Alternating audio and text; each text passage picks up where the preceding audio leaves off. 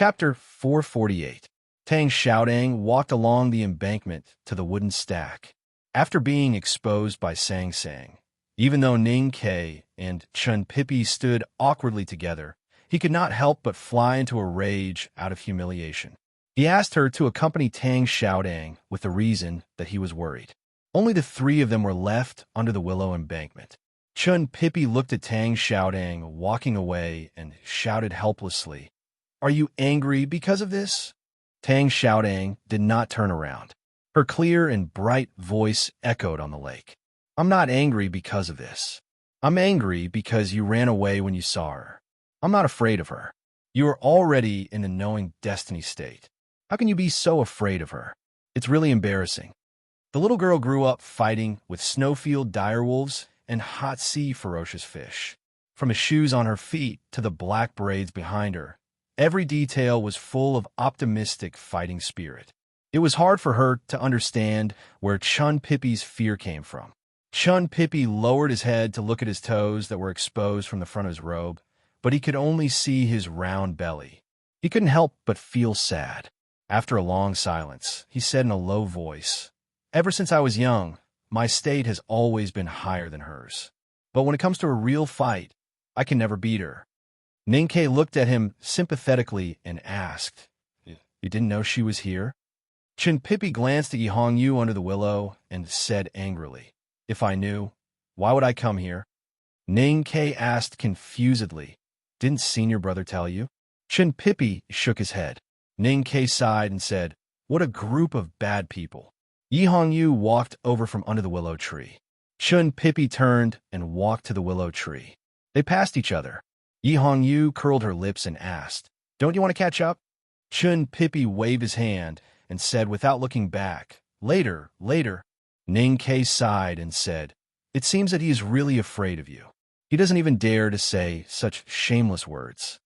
Yi Hongyu did not want to bother with this shameless guy. What she wanted to say had nothing to do with Chun Pippi. She said with a cold gaze, "The Academy actually takes in the remnants of the Devil's Doctrine." Ning Ke had already thought about how she would react when she saw Tang Xiaodang, a girl from the Devil's Doctrine. He smiled and asked, "What do you think?" This rhetorical question was a little arrogant. Ning Ke was not qualified to be arrogant in front of the Tao addict. But in the past 6 months, he knew the history of youngest uncle joining the devil and personally experienced the ignorance of his teacher and senior brothers. He roughly understood the attitude of the Academy, and the Academy definitely had the right to be arrogant. Yi Hongyu said coldly, "Since this matter involves the Academy, it doesn't matter whether I have an opinion or not. But have you ever thought about what will happen if this matter gets out?" Ning Ke said, "So what?" Ning Ke said, "So what?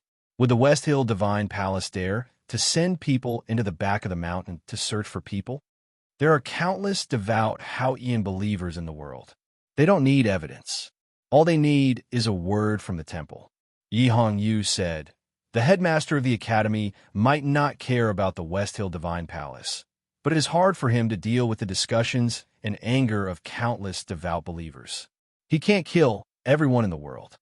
If the Divine Hall wants the world to believe that the Academy takes in the remnants of the Devil's Doctrine, the war you told me yesterday will come early. That is not what the Divine Hall wants." Ning Ke looked at her beautiful eyes and suddenly understood something. He said, "Since the master and senior brother asked Chun Pippi to bring Tang Xiaodang here, they don't want to hide it from you. They want you to know about it and pretend you don't know anything. Knowing is knowing. It doesn't mean you can pretend you don't know. Since you're loyal to Haotian Taoism, you should know that pretending you don't know is the best choice for both Haotian Taoism and the Academy." Yi Hongyu looked down at the bluestone cracks and the green mud in the cracks. She thought for a long time and said, "You are right." Then she raised her head, looked at Ning Ke quietly, and said, "Then what about her and Fatty Chun?" Ning Ke looked at the girl from the Devil's Doctrine in the boat in the middle of the lake and the fatty who was running along the lake, shouting and joking. His heart softened, and he said, "Please pretend you don't know about it." Yi Hongyu stood beside him and watched this interesting scene. There was not a trace of smile in her eyes. Her expression was very serious and seemed to be getting colder and colder. "If you know about Fatty Chin's background, you should know that many people will die if Hao Ian Taoism knows about it.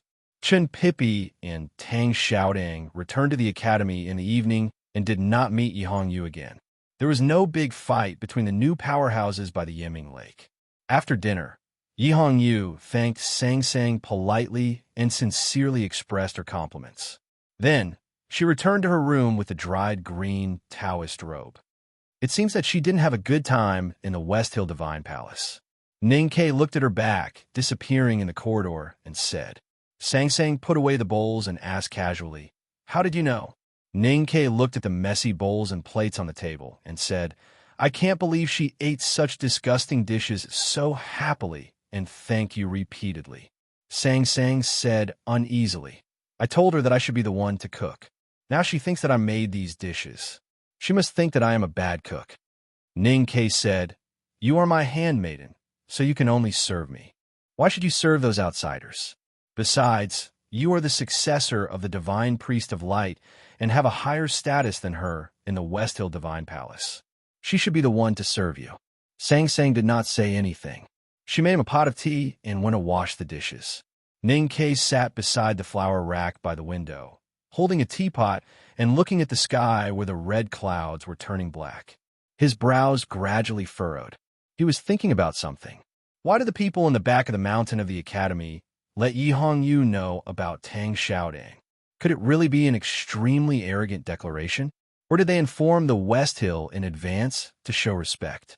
Ning Ke thought about it, and the tea in his hand was getting cold. He still could not figure out. In the end, he suddenly understood one thing. The people in the back of the mountain, whether it was the teacher, eldest brother, or second brother, were basically otherworldly people. They did not have the potential to become great conspirators. The reason why Chun Pippi brought Tang Xiaodang to the lake was probably because they wanted to tell Chun Pippi's family through Tang Xiaodang. For the next few days, the Yinming Lake was quiet. It rained twice, and the heat was cut by a bit. Yi Hongyu locked herself in the guest room all day. She was not seen except when she was eating. No one knew what she was doing in the dark room. When she sat at the table and picked up the rice bowl, she became more and more silent.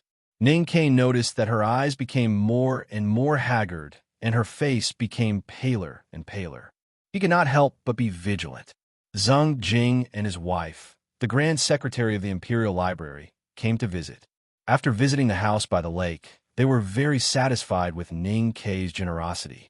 They were even happier when they found that there was not even a maidservant in the house. They thought that their daughter would live a happy life since she was so favored. Before leaving, Mrs. Zheng hugged Sang Sang and praised Ning Quebec. She told her to come back to the Grand Secretary's mansion more often. The next day, she sent over a dozen stewards and maidservants. Looking at the ordinary and dull maidservants in the courtyard, Ning Ke could guess what the Grand Secretary's wife was thinking. He could not help but feel a little amused. He thought that if Yi Hongyu did not attend the banquet and Mrs. Zheng saw such a beautiful girl living here, the situation would not be like this. The house by the lake was very large. Even if there were more than a dozen stewards and maidservants, it was not crowded at all. It could not even feel that there were so many people. Sang Sang was not used to being served, so most of the stewards and maidservants stayed in the remote areas of the house. The flower hall and the study were still quiet. The days passed slowly. The summer was getting hotter, the lake wind was getting hotter, and the cicadas were getting noisier. In the house by the Yinming Lake, there were still 3 people eating and 2 people living. Yi Hongyu was still like a ghost, staying in the quiet guest room all day. One day when Ning Ke came back from the academy, he took a cold shower and asked Sang Sang, who was wiping his body. He found out that Yi Hongyu did not even have dinner that day, and his expression gradually changed. Ning Ke had always admired and even feared this girl, the Tao addict. In his opinion, when the whole world was destroyed, probably only people like him and the Tao addict could survive. Moreover, he did not think that there was any friendship between him and the Tao addict, so he did not care about her life at all.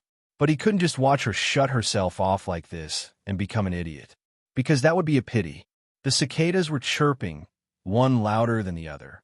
The guest room by the Yinming Lake was next to the pier, and one could faintly hear the sound of the lake water beating on the shore not far away.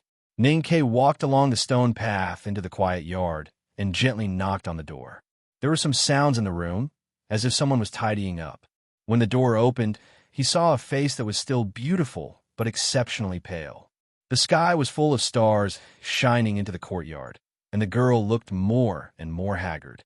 Ning-Ke was shocked and asked, "Are you sick?" "You are sick." Yi Hongyu looked at him expressionlessly and said, "Why are you looking for me? I am busy." Ning-Ke ignored her and walked directly into the room. He looked around and did not find any trace of her cultivating any secret skills of the devil's doctrine, such as the practice of Tao Tai. Then he noticed that the bed was still as clean as new, as if no one had slept in it these days. He could not help but be surprised. "You haven't slept these days?" Meditation is enough to replenish energy, and sleep will waste more time.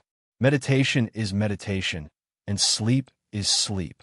There is no one in this world who knows this better than me. What do you want to do? What are you in a hurry to do? Yi Hongyu's voice was a little weak, and she said, "I've said that I need some time to leave the West Hill and come to Chang'an City. Time is very important to me now."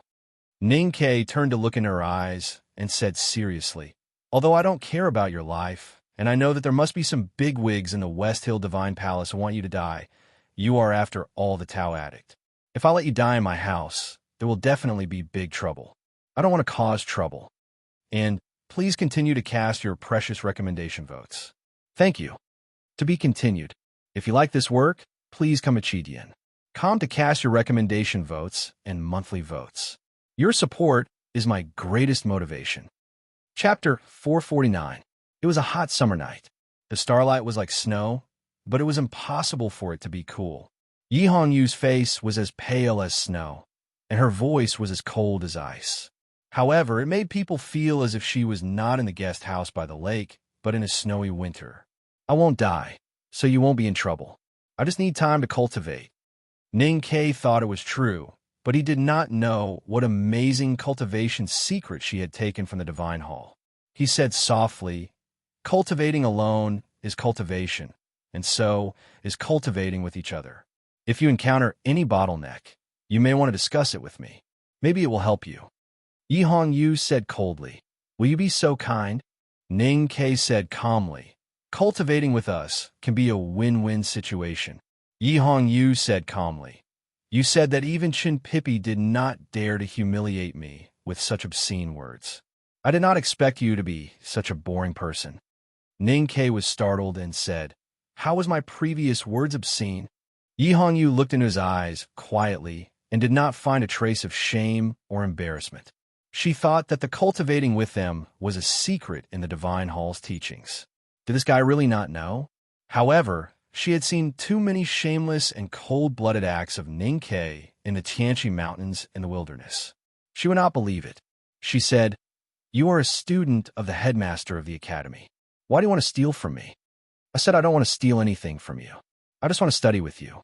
Ning-Ke paused and said with a smile, "All right, I do want to learn something from you. Although the academy has everything, there are no classics about divine skills." "You know divine skills?" He stared in her eyes and said, "I saw your golden light by the Daming Lake."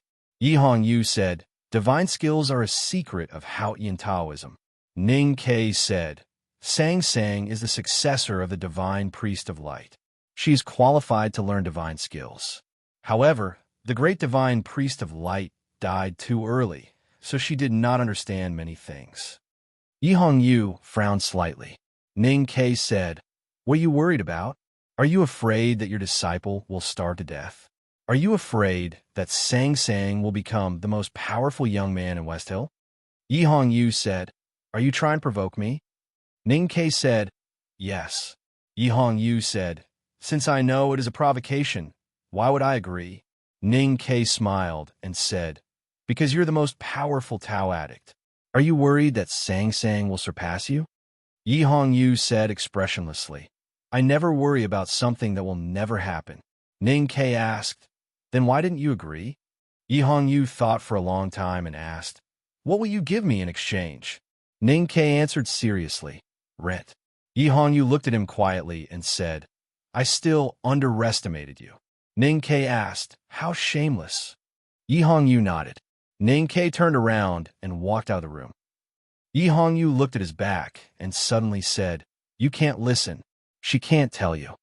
Ning Ke stopped, looked back at her, and said seriously, "I swear by the headmaster's character." Ning Ke felt it was a pity that he could not find out Yi Hongyu's secret and gain some benefits from it. But he believed that as long as the Tao addict continued to live in Chong, and he would find a chance. Lying on the big bed, he held Song Song's snow-white and ice-cold feet, just like he had done in the past 10 summers, enjoying the cool summer that only he could enjoy. "I don't understand why she agreed, but this is a good opportunity. Among all the people I have met in the West Hill Divine Palace, only this woman can make me admire her. It doesn't matter how much you cultivate the divine skill. I believe that you can get rid of the cold disease in your body faster." Sang Sang felt her feet itch, so she rubbed them and gently hummed. Ning Ke looked at the silver starlight outside the window and listened to the sound of cicadas. He suddenly felt the feet in his arms warm up, but his mind was calm and peaceful. He thought that he had traveled with the calligraphy addict and now lived with the Tao addict. Long Qing might be dead, and the flower addict might come for revenge. Maybe he could turn the enemy into a friend, and then he would have a relationship with the 3 addicts in the world. It would be a good story. While he was feeling proud, the silver starlight outside the window suddenly turned into the heavy snow in front of the red wall in Chong and in winter. He thought of the woman with black hair like a waterfall and picturesque eyes in the snow, and he could not help feeling lost. Sang Sang had always been able to sense his subtle emotions since she was a child. After a moment of silence, she sensed that Ning Ke's mood was a little strange. She asked curiously, "What are you thinking about?" Ning Ke pinched her little feet and said, "Nothing." He thought that it was a little helpless for a life that was difficult to even fantasize about. No matter what the reason was, Yi Hongyu agreed to cultivate divine skills with Sang Sang. Although Song Song's talent and potential in divine skills had long been recognized by the Great Divine Priest of Light and the Great Divine Priest of Revelation, she had spent the first 15 years of her life cooking, washing vegetables, and cleaning tables. Her theoretical understanding of Hao Yin Taoism's divine skills was very different from that of the Tao addict. Sang Sang nervously walked into the secluded residence. Then the room, which had been quiet for a long time, gradually became bright, and a solemn atmosphere spread with the wind. Fortunately, it was a midsummer day, so it was not too conspicuous. That night, Ning Ke and Sang Sang had a serious discussion in bed for a long time. After confirming that he really did not have the talent to cultivate Hao Yin Taoism's divine skills, he decided to respect the headmaster's character. From then on, he did not ask Sang Sang or try to peep. When Sang Sang walked into the residence again, he stood in the courtyard where several plum blossoms were planted, waiting quietly. The plum blossoms naturally would not bloom in summer. The old twigs had a special kind of beauty, just like his mood at this time. Although he did not gain anything from this matter, it was also good if Sang Sang could gain something. That night, Yi Hongyu was eating a bowl of white rice. Suddenly, she looked up at Ning Ke and said, "Do you know how talented your little handmaiden is in cultivation?" Ning Ke shook his head and then nodded. He said, "I know it is very talented, but I don't know exactly how talented." Yi Hongyu said calmly, "Very talented. So talented that if I were you, I would be so ashamed that I would hit a pillar when I thought that my handmaiden's cultivation talent was so much higher than mine." Ning Ke laughed happily and said, "When I take a bath, no one sees me naked. I'm still chaste. Why would I play the game of hitting a pillar like those women in the yamen?" Yi Hongyu looked at him and suddenly said, "When this matter is over, I will definitely kill you, even if it causes a war between the West Hill and the Tang Empire." Ning Ke gasped and said with emotion, "So I am so important now."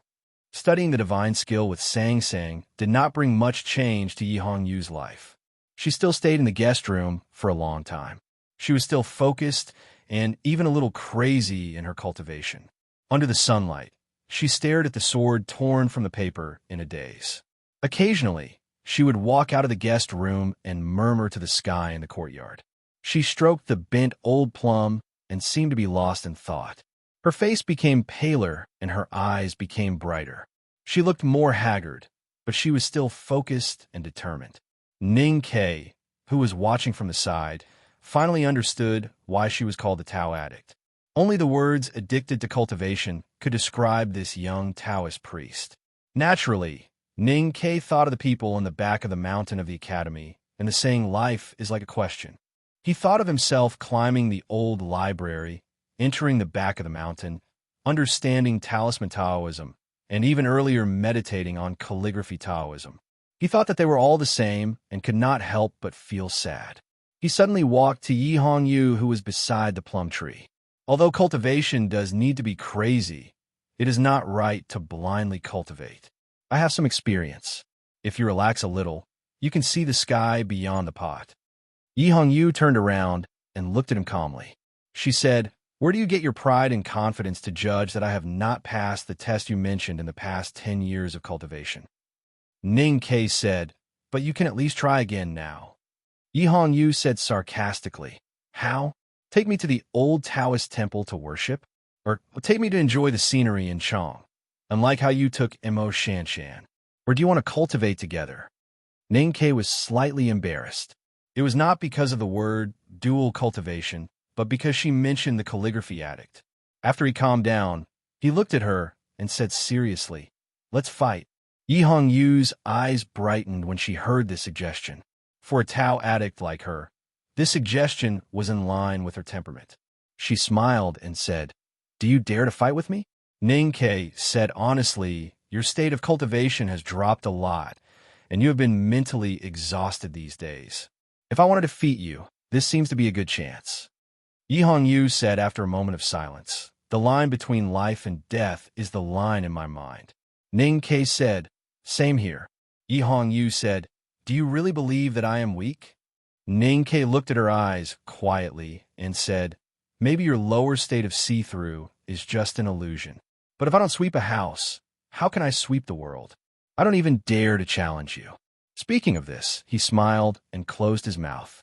He said in his heart, "If I don't even dare to challenge you, who is injured and has dropped a state, how can I challenge that powerful enemy?" The talisman paper flew in the quiet courtyard. The great spirit attached to it silently turned into the majestic chi of heaven and earth, stirring up a gust of wind in the courtyard. A green belt danced in the wind, like a refined sword, or a fish swimming freely in a transparent lake. The willow tree behind the white wall of the guest house shook, and the shadow gathered and scattered. The ripples on Yinming Lake were dense, like Chen Pippi's face when facing the wind. The wind stopped. The plum tree in the courtyard had long been broken into thousands of broken branches, crushed into a straight line by the two powerful auras. It was on the green slate in the courtyard, neither west nor east. Ning Ke was on this side of the plumb line, and Yi Hongyu was on the other side. There's one more chapter. Please vote for it. Thank you. To be continued. If you like this work, please come to Chidian. Come to vote for it. Your support is my greatest motivation. Chapter 450. A plum blossom line divided the summer courtyard and the autumn scenery equally. Yi Hongyu stood quietly. Her face grew paler, but her eyes were sparkling. Her black Taoist bun was shaken loose and fell on her shoulders. Ning Ke raised his arm and wiped the blood from the corner of his mouth. The two did not fight to the death, or even win, but Ning Ke's face was full of smiles. Even a long blood stain on the corner of his mouth seemed to be laughing, because he was very satisfied with the result of the battle. He did not use the Hao Yan divine light imitated by the Great Spirit, nor did he draw his knife. He only used the talisman technique to make Yi Hongyu use her natal Taoist fish. This was enough to make him proud. More importantly, from a moment he saw the Tao addict on the snow cliff in the wilderness, this cultivation genius of Hao Yan Taoism had been the deepest shadow in his heart and the goal he wanted to pursue the most. He had always thought that he was still far away from the Tao addict, but today he was able to tie with her. From a young soldier in the city of Wei who could only meditate and daydream, without cultivation, to the Academy's entry into the human realm who could compete with the legendary Tao addict, Ning Ke's journey seemed to be smooth sailing. but only he knew how much sweat and blood he had to put in to achieve this. At this moment, he did not need to think about the fact that the Tao addict was injured and her state dropped. He felt that he should be proud. However, Yi Hongyu did not want him to be proud. She looked at the ground and said expressionlessly, "You have indeed made rapid progress, even faster than the intelligence of the judicial department. It is also beyond my imagination. But this is nothing to be proud of, because you can't even force me to use my full strength." Ninkei was not affected by her words at all. He waved his fists excitedly, completely ignoring the blood and sweetness in his chest. He said in a hoarse voice, "You are not suitable to learn from Chin Pippi. What's the point of bickering?" Yi Hongyu slowly raised her head and looked at him. Her beautiful black hair slid down from her right shoulder and naturally hung in a perfectly straight bun, like a smooth waterfall. It looked soft, but it actually contained a lot of power. Her expression was calm, her eyebrows were straight and firm, and her eyes were piercingly cold. Ninkei's expression suddenly froze, and he slowly activated his psyche power. The crystal-clear dew of the Great Spirit in his body began to rotate, transferring power to every part of his body. Yi Hongyu looked at him quietly and said, "Do you want to take another blow for me?" Ninkei took a deep breath and said, "Please." Yi Hongyu untied the collar of her green Taoist robe, revealing her fair skin. Ninkei was slightly startled. When he first saw Yi Hongyu in the Tianqi Mountains, she was a beautiful and seductive girl in a red skirt. At that time, she had never been stingy with her beauty. However, he believed that she would never use her beauty as a weapon. Then why was she unbuttoning the collar of her Taoist robe? What Yi Hongyu did next shocked Ninkei and made him speechless. She stretched her hand downwards from the neckline.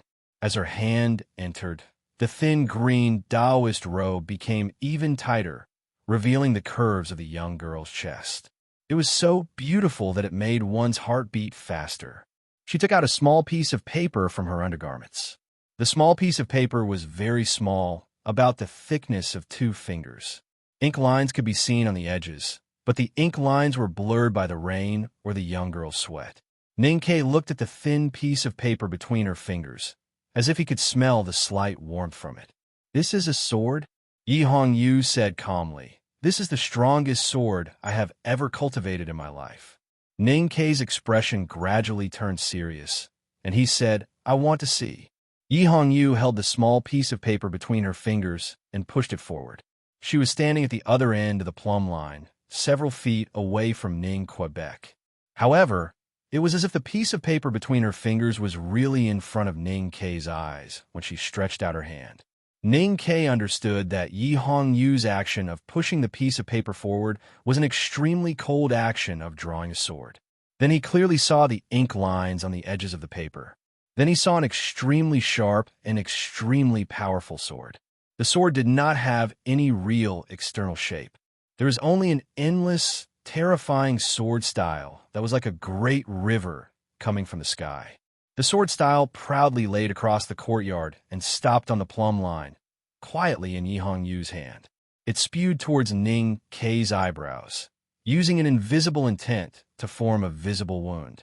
Ning Kei felt a great sense of danger, and the great spirit in his body suddenly circulated violently. However, the sword was too fast, and the sword style was too sudden. The sword style completely ignored time and enveloped his entire body in an instant. Before he could react, the sword had already struck him. The sword momentum, formed by the sword essence of the paper sword, did not have any actual sharp blade. Like a turbid wave, it directly smashed over. The enormous power contained in the sword momentum directly knocked him off the ground. Like a fallen bird, he flew backwards and finally crashed heavily into the wall of the courtyard, making a muffled sound. The newly painted wall dust fell off, revealing the black bricks inside. Ninkei sat under the wall and spat out a mouthful of blood. The dust from the wall was all over his face, and when he was washed by the blood, there were many ravines on his clothes. It was a tragic sight. He raised his hand with difficulty to wipe the blood off his chest, and looked at the thin piece of paper that Yi Hongyu was holding in between her slender fingers. His eyes were filled with horror. What is this sword? Yi Hongyu did not tell him. Ning Ke naturally did not know that the piece of paper between her fingers was the world's strongest powerhouse, the Sage of Sword, Liu Bai. He had condensed half of his life's sword Taoism into a clumsy sword style. It was universally acknowledged that the Tao addict's talent in cultivation was peerless. However, she had pondered for so many days and still could not completely understand this thin paper sword. However, even if she could only understand a little of it, she could still blind Chunbachi, who was at the upper state of see-through, with a casual wave of her slender fingers. How could Ning Ke resist it? Yi Hongyu walked past the line formed by the plumb line and nodded slightly to Ning Ke, who was in the corner. She said, "Thank you." After saying this, she turned around and returned to the guest room. Ning Ke supported himself against the wall and stood up with difficulty. He looked at the closed door thoughtfully. At this time, he could already confirm that Yi Hongyu's secret was that small paper sword. The reason why she said thank you to him was probably because she had finally made some progress in her cultivation after today's battle. However, he did not understand. Although Yi Hongyu's state had indeed fallen to the lower see-through state, she hid the small paper sword in her undergarments. Her real power was probably at the threshold of the knowing destiny state or even further. If so, why would someone in the West Hill Divine Palace, who believed in power, want to deal with her? Did she hide her power? Why did she hide her strength and was so anxious to obtain more power? Why was she hiding her strength and so anxious? Who in the Divine Hall was worthy of her spending so much effort to deal with? Thinking of a faint possibility, Ning Ke had long forgotten the pain in his body. Looking at the closed door, he was shocked beyond words. He thought that the Tao addict was indeed the Tao addict. Not only was her cultivation state higher than his, but even what she wanted to do was more vigorous than what he wanted to do. After the parting battle, Ning Ke and Yi Hongyu studied or fought together many times. These two young people who were best at fighting in the cultivation world fought in the courtyard, in the lotus field, under the shade of willow trees, and among the cliffs. The more they fought, the more they felt like they were fighting with another version of themselves in the world. They were intoxicated and crazy with the battle. However, Yi Hongyu did not use the thin paper sword in the following battles, and Ning Ke did not win any of her battles. Fortunately, the so-called life-and-death battle was just an excuse to put pressure on himself before the battle. Otherwise, he would have died even if he had 9 lives. Without the paper sword, Ning Ke still could not win against the Tao addict. He had lost so many battles. If it were an ordinary person, he would probably be frustrated to the point of numbness and give up. However, he did not feel this way at all. He cherished the opportunity to fight with the Tao addict and kept learning from it. Ning Ke wanted to see the small paper sword again, but he admired Yi Hongyu's changes in Taoism law in the battle. It was a powerful thing to know everything. What was even more powerful was Yi Hongyu's speed and decisiveness in choosing which Taoism law to fight with. It was as if she had already guessed what he was going to do before he attacked. Other than the primordial 13 arrows, Ning Ke had used all his means in the battle these days. He had even used the Hao Ian Divine Light that was imitated by the Great Spirit, but he still lost badly. At this moment, he recalled the battle by the Daming Lake last year. Yi Hongyu had used the ice fish formed by the lake water to dissolve the primordial 13 arrows. Ning Ke was sure that it had nothing to do with calculation, but her instinctive reaction. He could not help but feel that it was even more terrifying. This kind of instinctive reaction could completely pull apart an enemy of the same state in battle. One morning, Ning Ke, who had lost another battle, looked at Yi Hongyu under the shade of willow trees. He finally could not control the confusion in his heart and asked, "How did you do it?" In these days of battle, Yi Hongyu had also learned a lot. Her body had become much healthier, and she had made progress in understanding the paper sword. Moreover, she had once again confirmed the fact that Ning Ke was not the opponent with the highest state she had ever met, but he was the most difficult opponent she had ever met. This man was not like ordinary cultivators who could only use flying swords and talismans to attack foolishly. He could really fight. Because she had confirmed this fact, she also confirmed that among the disciples of the second floor of the academy, Ning-Ke should be ranked in the top 3 on the kill list, only after Mr. First and Mr. Second. But that was all in the future. She did not mind Ning-Ke becoming stronger now, because she had enough confidence. Therefore, she decided to teach Ning-Ke some things. Do you know what knowing destiny state is? The shade of the willow covered the girl's slightly rosy and beautiful face. It was cool, and even her emotionless question became cool and pleasant. I'm sleepy. I don't have anything today. I'm thinking if I should open a ticket and ask for votes. To be continued. If you like this work, please come to Chidian. Come to vote for me. Your support is my biggest motivation. Chapter 451. 2 years ago, on the journey from the city of Wei to Chang, and Liu Qingchen once told Ning-Ke what the knowing destiny state was. Later, when he entered the academy and left the old library at night, he also asked Chen Pippi to show him the knowing destiny state. At that time, the sky was covered with stars, and the fish in a wetland lake were suspended in it, like still objects in amber or kites in the transparent sky, which was very magical. Unlike the see-through state, where you only understand the rules of the chi of heaven and earth on the surface, you have mastered the rules of the chi of heaven and earth in essence. You can understand the origin of the world and clearly capture the connection between Hao Yin and all things in nature. Only then can you know the destiny and truly achieve Tao. Yi Hong Yu said, entering the knowing destiny state means you have entered the ranks of grand cultivators. If you can even know the destiny, you can naturally perceive the slightest changes in the chi of heaven and earth. Then in a battle, no matter what the enemy does, they can't surpass their experience and perception. This is the real horror of the knowing destiny state. Ning-Ke looked at the reflection of the willow branches in the lake and thought for a long time. Then he asked, but you're now only in the lower see-through state. Why do I still have such a hard time fighting with you? I have crossed that threshold and entered the knowing destiny state. Yi Hong Yu said, once I have seen it, I can't forget it. So even if my state keeps falling, my consciousness is still in the knowing destiny state. Naturally, you are no match for me. The willow branches on the lake bank swayed with the wind. The drooping branches and leaves touched the surface of the lake from time to time, causing ripples. They were like dragonflies skimming the water, breaking the reflection on the water into pieces. Ning-Ke looked at the swaying lake and the willow shadows and asked in a low voice, so, if I want to defeat a grand cultivator in the knowing destiny state, I have to cross that threshold first. The 5 states of cultivation are very strict.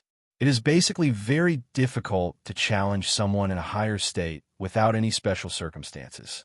But from the perceiving state to the no-doubt state, and from the no-doubt state to the see-through state, with the right time, place, and people, with some help, there are occasionally successful challenges. Yi Hong Yu said, for example, last year on the snow cliff in the wilderness, you shot Long Qing with 1 arrow. Also, before I entered the see-through state, I defeated an instructor of the Revelation Institute who was in the middle state of the see-through state.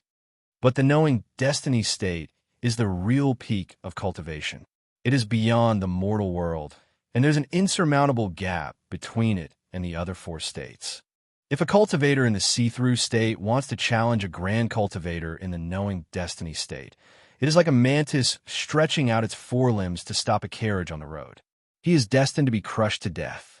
Ning-Ke looked at the water reptiles that were chasing Lu Ying on the surface of the lake and asked calmly, I just want to know if there are any successful cases. Just one is enough. If you want to see the battle between me and Chen Pippi as a real example, then I can tell you that I could defeat him at any time. But you should know that this is a special case. Other than that, in the West Hill Classics, there has never been a case of a see-through state cultivator successfully challenging a knowing destiny state cultivator. Ning-Ke's face looked a little disappointed. Yi Hong Yu looked at his expression and said hesitantly, but other than the records in the classics, I heard from the elders in the Divine Hall that Mr. Ku once left the academy halfway before his cultivation was completed. It was on that journey that he defeated a powerhouse in the knowing destiny state when he was still in the see-through state. Ning Kei's eyes suddenly lit up as he listened to this past that had no real evidence. He was very clear that there was an infinite gap between him and youngest uncle, no matter in cultivation talent or any other aspect. But at least this had happened before. So no matter how small the concept of succeeding in a cross-state challenge was, it would not be as cold and despairing as he had thought before. He turned to look at the girl under the shade of the willow and asked, the powerhouses in the peak state of martial arts and the powerhouses in the devil's doctrine, how should their states be calculated? The concept of the peak state of martial arts originated from the devil's doctrine. Yi Hongyu said, this state is similar to the knowing destiny state, but they take two completely different paths. The knowing destiny state refers to the understanding and mastery of heaven and earth. The powerhouses in the devil's doctrine pursue extreme power and create another world within themselves. They do not communicate with the outside world at all and try to replace Haoyin. Although this cultivation concept is extremely evil and arrogant, I have to admit that it is extremely powerful. Ning Kei looked at the girl's gradually stern eyes and suddenly asked, the Taoist sect and the devil's doctrine are incompatible. All the disciples of Haoyin Taoism that I have seen, whether it is you or Chun Pippi, hate the devil's doctrine to the extreme. Now that Chin Pippi has started dating a girl from the devil's doctrine, I still don't understand. The Divine Hall should know very well that Xiaoho is a remnant of the devil's doctrine. Why do they allow him to live so well? Yi Hongyu looked at him quietly as if she understood why he would ask such a question. She also understood the undisguised coldness and sarcasm in his tone. The West Hill Divine Palace protects the world on behalf of Haoyin. They need power, especially when the Tang Empire still exists. The Divine Hall needs power even more, and Xiaoho is one of the most powerful powers in the world in the past decades. Yi Hongyu said calmly, Xiaoho is a broadsword that can split mountains and seas. Both the Divine Hall and the Tang Empire want to hold this broadsword in their hands. The two have fought for decades to form this complicated situation. Xiaoho is a very useful broadsword for the Divine Hall. He is a broadsword of the highest level in the Tang Empire and even the military. How would they bear to let him go? The blazing sun shone on Chang'an City. The wind blew from the Yinming Mountain on the south bank, bringing with it a sense of dryness. Even with the ripples of the lake and the shade of the willow trees cooling down, it still made people feel a little stuffy. It was quiet on the lake bank and willow trees. After an unknown period of time, Ning Kei looked at Yi Hongyu and said seriously, I need power now. Yi Hongyu was silent. Ning Kei looked into her eyes and continued, what you need now is time, and in fact power. Yi Hongyu said, I don't deny that. Ning Kei said, can you help me? Yi Hongyu looked at him and said, what are you going to give me in exchange? It can't be rent this time. Ning Kei asked, what do you want? Yi Hongyu said, Howren sword. One was the great Tao addict of the West Hill Divine Palace, and the other was the new student of the headmaster of the academy in Chang'an City. Yi Hongyu and Ning Kei were destined to never be true friends, no matter their standpoint or their past. Even if they cultivated together and learned from each other, they would only think about what would happen if they became enemies. Under such circumstances, it was impossible for the two of them to think about what real benefits they could gain from each other. However, when Ning Kei asked, Yi Hongyu's answer was so quick and concise, as if she had been thinking about it for countless days and nights. Interestingly, Ning Kei seemed to have been mentally prepared for this scene for a long time.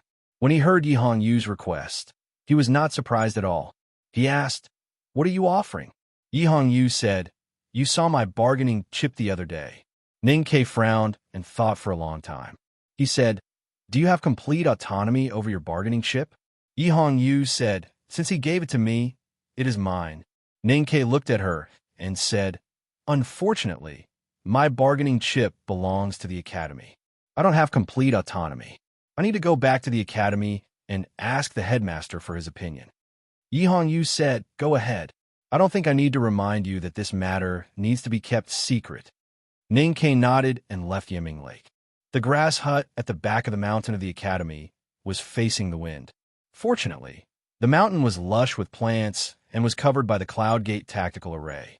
The primordial chi was abundant, and the wind in the hut was not as hot as the wind by Yiming Lake.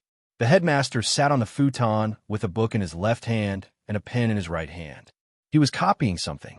Ning Ke sat cross-legged on the futon by the desk.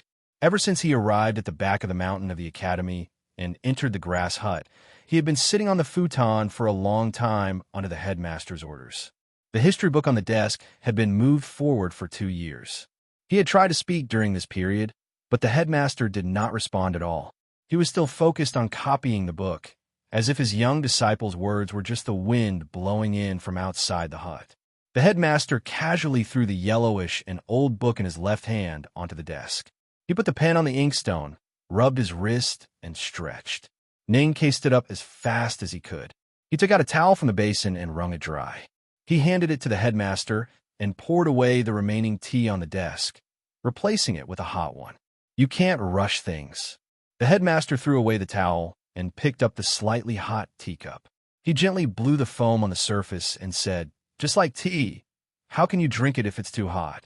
Ning Ke was only thinking about how to get the thin paper sword on Yi Hongyu's chest and did not listen to his teacher's words. He rubbed his hands nervously and said, "But this hot tea is going to get cold if we don't drink it now." The headmaster turned to look at him and said with a smile, "If that's the case, you can drink that cup of tea yourself. Why bother asking me? In the whole back of the mountain, you have always been the one with the most ideas."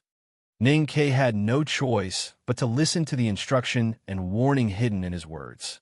His body suddenly stiffened, and he said with a bitter face, "I don't have the money for the tea. The money belongs to the academy and my teacher. The most important thing is that even though I have ideas, I really don't dare to have any ideas on such a big matter." "What is an idea?" The headmaster said. "An idea is what you think when you are faced with a choice. Which direction do you choose at the fork? To change or not to change? Which choice do you want to make?" Ning Ke was very honest, or rather dishonest, and asked, "How should I choose?" The headmaster almost choked on his words. He angrily scolded, "How do you want to bother me with such a simple matter? You idiot! Of course, you have to choose the one that is beneficial to you. What do you want the most if you can do it all over again? Help your father manage the factory and successfully build yourself into a rich second generation. Flirting with a girl that you once passed by, holding hands and kissing on the forehead? Perhaps you should let those regrets of the past no longer become regrets. P.S. There are more today. I will continue to write. To be continued. If you like this work, please come to vote for me. Your support is my greatest motivation. Chapter 452. The mountain wind blew into the hut, causing the gauze curtains to sway. Mist rose from the teacup in the headmaster's hand and dissipated instantly. The hot tea in the cup would probably cool down faster. Ning Ke was not Shin-Pippi, and his face was not wrinkled by the wind. However, after being reprimanded by the headmaster, he could not help but look a little worried. He said, "I just want you to see if there are more advantages or disadvantages." The headmaster took a sip of tea and put down the teacup. He shook his head and said, "I'm already so old. I don't have the energy to think about these small things. Do you think it's worth it?" Ning Ke said seriously, "Ever since you made this request, I have been thinking about it. The Howren sword is indeed the most famous sword Taoism skill in our academy. However, without youngest uncle's great spirit, it is actually not a cultivation method that can't be taught to outsiders." The headmaster did not comment, and said, "Continue." Ning Ke recalled the scene of him fighting with Yi Hongyu in the courtyard. He thought of the paper sword she was holding between her fingers and said hesitantly, "Although I don't understand the paper sword she was holding, it is indeed interesting. I even suspect that it might be the South Gene." The headmaster frowned and looked at him. He said unhappily, "Make it simple." Ning Ke said honestly, "I think it's worth it." The headmaster said casually, "In that case, what are you hesitating for? Let's change." The academy's unique skill, the Howren sword, was given away just like that. The headmaster's expression was so indifferent, as if he had given away a withered cabbage. Ning-Ke could not adapt to the atmosphere. After a moment of hesitation, he looked at the headmaster and asked, "Teacher, don't you have anything to ask me?" The headmaster took the scroll and was ready to continue what he was doing. He said casually, "What is there to ask?" Ning-Ke asked with a hopeful expression, "What if I die?" The headmaster didn't even look up. He looked at the scroll in his hand and waited for the ink to melt. He said, "Everyone will die. If you die, I won't need you to remind me." Ning-Ke's heart, which had been soaked in corpse water and was invulnerable to all kinds of poison, finally split into two pieces after hearing his teacher's irresponsible and even cold words. One piece was left for Sang-Sang, and the other turned into a fire that burned the headmaster's beard in his imagination. Ning-Ke first went to second brother's courtyard and made his request in the sound of the waterfall. Then he went to the cliff cave where tens of thousands of books were hidden. Finally, he passed through the cloud gate array and went to the second floor of the old library. He took out several books related to Howren's sword from the bookshelf and walked to the east window to ask third sister to register. The whole process of retrieving the book was very smooth, so smooth that it was a little strange. The headmaster of the academy had given him a very irresponsible verbal order. Second brother, the scholar, and third sister had irresponsibly given him what he wanted without asking for anything. So when he sat in the carriage with the thick books, he was still in a daze. He thought that according to today's experience, he could steal those precious cultivation books from the academy anytime and anywhere. In this case, he would not have to worry about food and clothing for the rest of his life. Returning to the house by the Yanming Lake, Ning-Ke went directly to the backyard and threw all the thick books in his arms on the desk. He said, "Here are the things you want." Yi Hongyu picked up a book from the table and frowned slightly. Even she did not expect that the academy would allow Ning-Ke to take out such a precious cultivation book so casually. She even doubted the authenticity of these books. However, when she opened the cover page, she knew that they were real.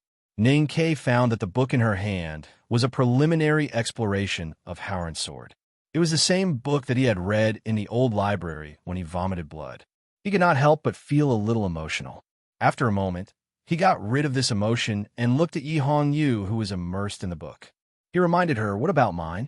Yi Hongyu raised her hand and slowly untied the cloth button on the collar of her Taoist robe. Ning-Ke stared at the movement of her fingers. At this moment, he did not know whether he was looking forward to the paper sword that seemed to contain countless mysteries or the white and graceful scenery under the Taoist robe.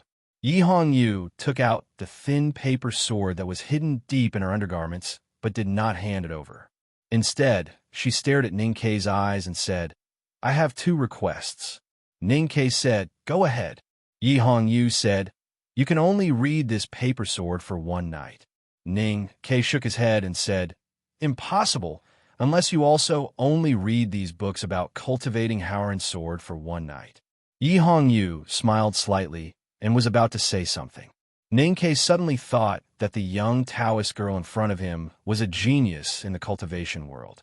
She might really have a terrifying photographic memory like Sang-Sang. He quickly stopped her and said, "It is not appropriate to limit the time so strictly. I agree that you can read it for a few more nights. Then I will also read it for a few more nights." Yi Hongyu looked at him quietly and then laughed. She shook her head and said, "You reacted quickly." Ning-Ke said, "I am not a person who is willing to be taken advantage of." Yi Hongyu said, 3 nights. Ning-Ke thought for a moment and said, "Deal." Then he asked curiously, "What is the second condition?" Yi Hongyu looked at the paper sword between her fingers and said, "You are not allowed to smell it." This paper sword had been hidden in her chest for a long time. No one knew how much sweat and body odor it had stained it. If it was an ordinary girl, she would probably be extremely embarrassed. Although Yi Hongyu was not that embarrassed, she did not want Ning-Ke to do those disgusting things. Ning-Ke looked at her and said seriously, "Do I look like such a perverted person?" Yi Hongyu said with a smile, "Younger sister Sang-Sang grew up with you. You made her your lover before she became an adult. This is a very perverted behavior." Cicadas and frogs croaked occasionally in the courtyard in the summer night. Ninkei looked at the paper sword between his fingers quietly with the help of the light from the oil lamp. Sang Sang had accompanied him to stare at the small paper sword in a daze. At this time, she finally could not resist the drowsiness and went to sleep. Ninkei felt the touch of the paper between his fingers and subconsciously rubbed it gently. This action looked a little obscene, but in fact, he did not have any obscene thoughts. He also did not think that this thin piece of paper had gently rubbed between the soft flesh of the Tao addict's chest. He just wanted to use this action to relieve the tension in his heart. This paper sword was very thin, and the paper was ordinary. It was only the size of 2 human fingers. The edge of the paper sword was covered with uneven thickness ink lines, and outside the ink lines were some rough edges of the paper. At the beginning, this should be a small sword drawn on the paper, and then it was torn by someone. From the ink lines on the edge of the paper sword, one could draw a conclusion that the person who drew the sword was not good at using a brush, and his state of painting was very low. However, that person's state of cultivation was very high, so high that the ink lines seemed to be the edge of a real sword. The yellowish light made the thin paper between his fingers darker and more yellow. Ninkei stared at the paper sword, and his expression became more and more serious and nervous. At night, the lakeside courtyard was not as stuffy as it was during the day. However, sweat began to ooze from his face and gradually became the size of a soybean, slowly dripping down from his cheeks. More and more sweat kept gushing out from his back, gradually wetting his thin shirt and pants, soaking through the cloth, and then flowed along the legs of the chair to the ground. At this moment, his body seemed to be a ball of cotton full of water, which was forced by the strong and majestic, invisible sword style on the paper sword, and began to drip continuously. The reason for this was that his psyche power had broken through the sharp and invisible edge of the paper sword, which made the sense of perception extremely painful, and entered the inside of the paper sword, so that he could feel the truth of the sword style. In the battle in the villa a few days ago, when Yi Hongyu took out the small paper sword from her arms, he had felt the horrible sword style attached to the paper like a river coming from the sky. At this time, the little paper sword was lying quietly between his fingers, so he could feel this sword intent more delicately and more vividly. After meditating for half a night, he finally understood that this sword intent was not imitating the power of a great river hanging upside down from the clouds of the ninth heaven, but describing the great river itself. This fact proved one of Ning Kei's conjectures. He felt that the light paper sword between his fingers had suddenly become incomparably heavy. He felt the surging yellow waves, constantly washing his body and hitting his sense of perception, as if they could break through the embankment at the edge of the sense of perception and spread to the wilderness at any time. In the sword style, he felt like falling into the depths of a river, feeling the strong pressure everywhere. In the bedroom of Xia Yi, he was like a real drowning person, with a pale face short of breath, and sweat pouring out of his body like a waterfall. In the early morning, Ninkei woke up from the state of meditation. The round chair he was sitting on was full of water. The green brick floor beneath the armchair had also been soaked in a large patch. The paper sword between his fingers had also been soaked with sweat and had become somewhat transparent. However, the sword drawn on the paper was still as clear as ever. It was as if the ink lines had some kind of magical power that allowed it to be unaffected by the world. Sang Sang looked at him with a worried face. Ninkei looked at her and squeezed out a smile with difficulty, saying, "I'm okay." He was shocked by his own voice, which was so hoarse and dry, as if he had been in the desert without water for more than 10 days. He immediately understood that this was the result of a serious lack of water. He said, "Boil a pot of porridge and bring me the sealwort hidden in the study. I need to nourish myself. That sealwort has been boiled into the porridge. I saw that you were sweating too much, so I added some salt." Sang Sang took a bowl of mixed porridge from the small table beside her, looked at him, and said carefully, "Do you still have strength? Do you need me to feed you?" After replenishing some of his energy, Ninkei returned to the yard and returned the paper sword to Yi Hongyu. After one night of watching the sword, he had confirmed many things. He knew that, with his current state of cultivation, this was the most he could comprehend. It would be meaningless even if he watched it for another 2 nights. Yi Hongyu looked at his pale cheeks and said with emotion, "You clearly know where the limit of your ability is and can resist the temptation of this paper sword. You are not stupid and greedy. I have to admit that although your aptitude is average, your temperament is first class in the world." If it was any other day, Ning Ke would definitely show a proud expression after being praised by the Tao addict. However, he had something on his mind today. The sword in his sense of perception did not say much to her and left. He left Yinming Lake by horse carriage and went to the academy as fast as he could. He passed through the Cloud Gate array and entered the back of the mountain of the academy. He did not have time to say hello to his senior brothers and sisters at the Mirror Lake. He frowned and talked to himself all the way to the cliff cave on the mountainside.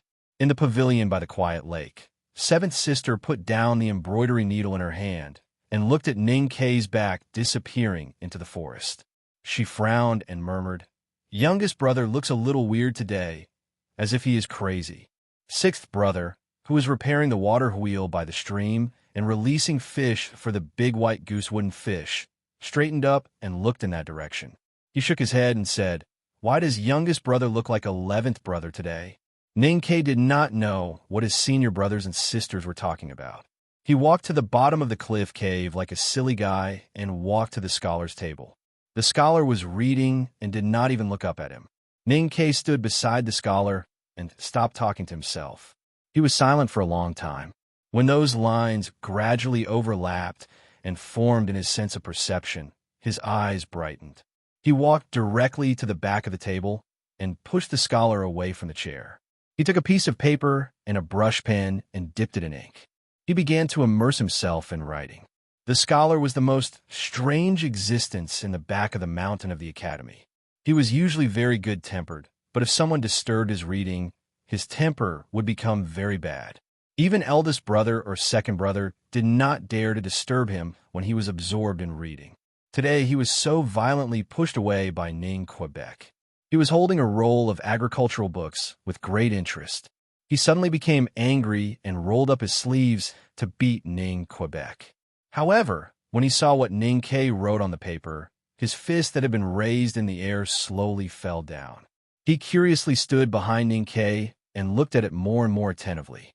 It did not take long for Ning Ke to finish what he wanted to do. He put the brush pen on the inkstone and raised the paper to the air to carefully look at it in the sunlight. He confirmed that although it was impossible for him to completely simulate the majestic sword style of the Great River, this was already the best he could do. He suddenly found that the scholar was behind him and staring at the paper in his hand in a daze. He hurriedly explained, "I know this sword painting is really a little ugly, but it's none of my business." "How is this sword ugly?" The scholar clasped his hands behind his back and slightly bent his body. He looked at the crooked small sword on the paper and praised, "I haven't seen such a beautiful sword for many years." Ning Ke was greatly shocked. He thought that this guy who only knew how to read could also understand this sword. He subconsciously asked, "Sir, have you seen something similar before?" The scholar did not turn back. He pointed to the cliff cave behind him and said, "There are many classics of sword tactics and cultivation methods in there. Some authors like to illustrate and annotate, so I have seen some swords." Ning Ke thought that it was so. He curiously asked, "What do you think of this sword? If the sword you copied is nothing compared to the countless swords in the cave, but your sword has the spirit of the original person who drew it, that's wonderful." The scholar said, "I don't understand painting or swords, but I can understand the spirit of this sword. In my opinion, this sword can be ranked in the top 5 among the Academy's 1,000 years of collection." Continue writing. There will be more later. Thank you for your votes. Please continue to vote for it. It seems to be quite close to the first place in the weekly list. Let's go for it. To be continued. If you like this work, please come to Chidian. Come to vote for it. Your support is my biggest motivation. Chapter 453. Inside the hut, the mountain breeze was gentle and pleasant, just like the headmaster's mood. Eldest brother and second brother sat quietly by the table, one grinding ink and the other making tea. The headmaster waved his hand and said with a smile, "I'm happy today, so I won't write anymore." Second brother opened his mouth slightly and was about to say something. But he was the first gentleman in the world and could not do such a thing in front of his beloved teacher. Finally, he closed his mouth and continued grinding ink with a serious expression. Eldest brother looked at Junmo's expression and could not help shaking his head with a smile. Then he looked at the teacher behind the table and asked softly, "Teacher, why are you happy?" The headmaster laughed and said, "It's a good deal to exchange the Howren sword without great spirit for Liu Bai's day sword. Of course I'm happy." Eldest brother smiled and said, "I see." The headmaster stroked his beard and said, "That sword not only has the shape, but also some of Liu Bai's charm. Your youngest brother is a superb calligrapher in the world and is best at copying. He also comprehended the art of separating words and memorizing them with the 8 strokes calligraphy of Yom. He is indeed the best person in the academy to do this." The headmaster and eldest brother were happy, but second brother was not. Liu Bai was recognized as the most powerful man in the world and was called the Sword Sage. But in his heart, the powerful man from the South Jin Kingdom was just an enemy that he would defeat in his cultivation and battle life. He was just a stone step that he would step on in the future. The day sword style contained in the paper sword was not qualified to be compared to the Howren sword left behind by his youngest uncle, even if it was a Howren sword without the great spirit. Second brother had always been a straightforward person who disdained to hide his emotions. Whatever he was thinking, he would show it on his face. However, as a person who respected his teacher, he could not refute the headmaster's words. Thus, he remained silent and continued to grind the ink, moving faster and faster. The ink in the square inkstone accumulated more and gradually formed a lake. The ink block rotated at a high speed and rolled up a black whirlpool. But strangely, no ink spilled out. The headmaster looked at the ink in the inkstone and sighed. It is said that dripping water can wear through a stone and grinding a pestle into a needle. But I have never heard of grinding ink through an inkstone. Second brother suddenly came to his senses and stopped what he was doing and sincerely apologized to the teacher. The headmaster looked at him and said, "Say what you want to say." Second senior brother frowned slightly and said, "Although Liu Bai's swordsmanship has some merits, it is not worthy of being on an equal footing with youngest uncle's Howren sword.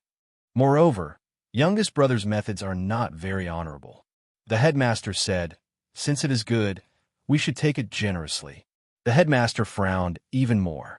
He thought the headmaster of second brother's words and thought.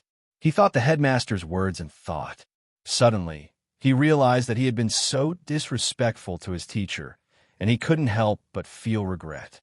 Suddenly, he realized that he had been so disrespectful to the headmaster and felt and said he was master of the day sword, and said, Liu of the uncle, academy, teacher of master, sword of the ocean of the Liu of teacher of sword, teacher of brother of the sword of master, said.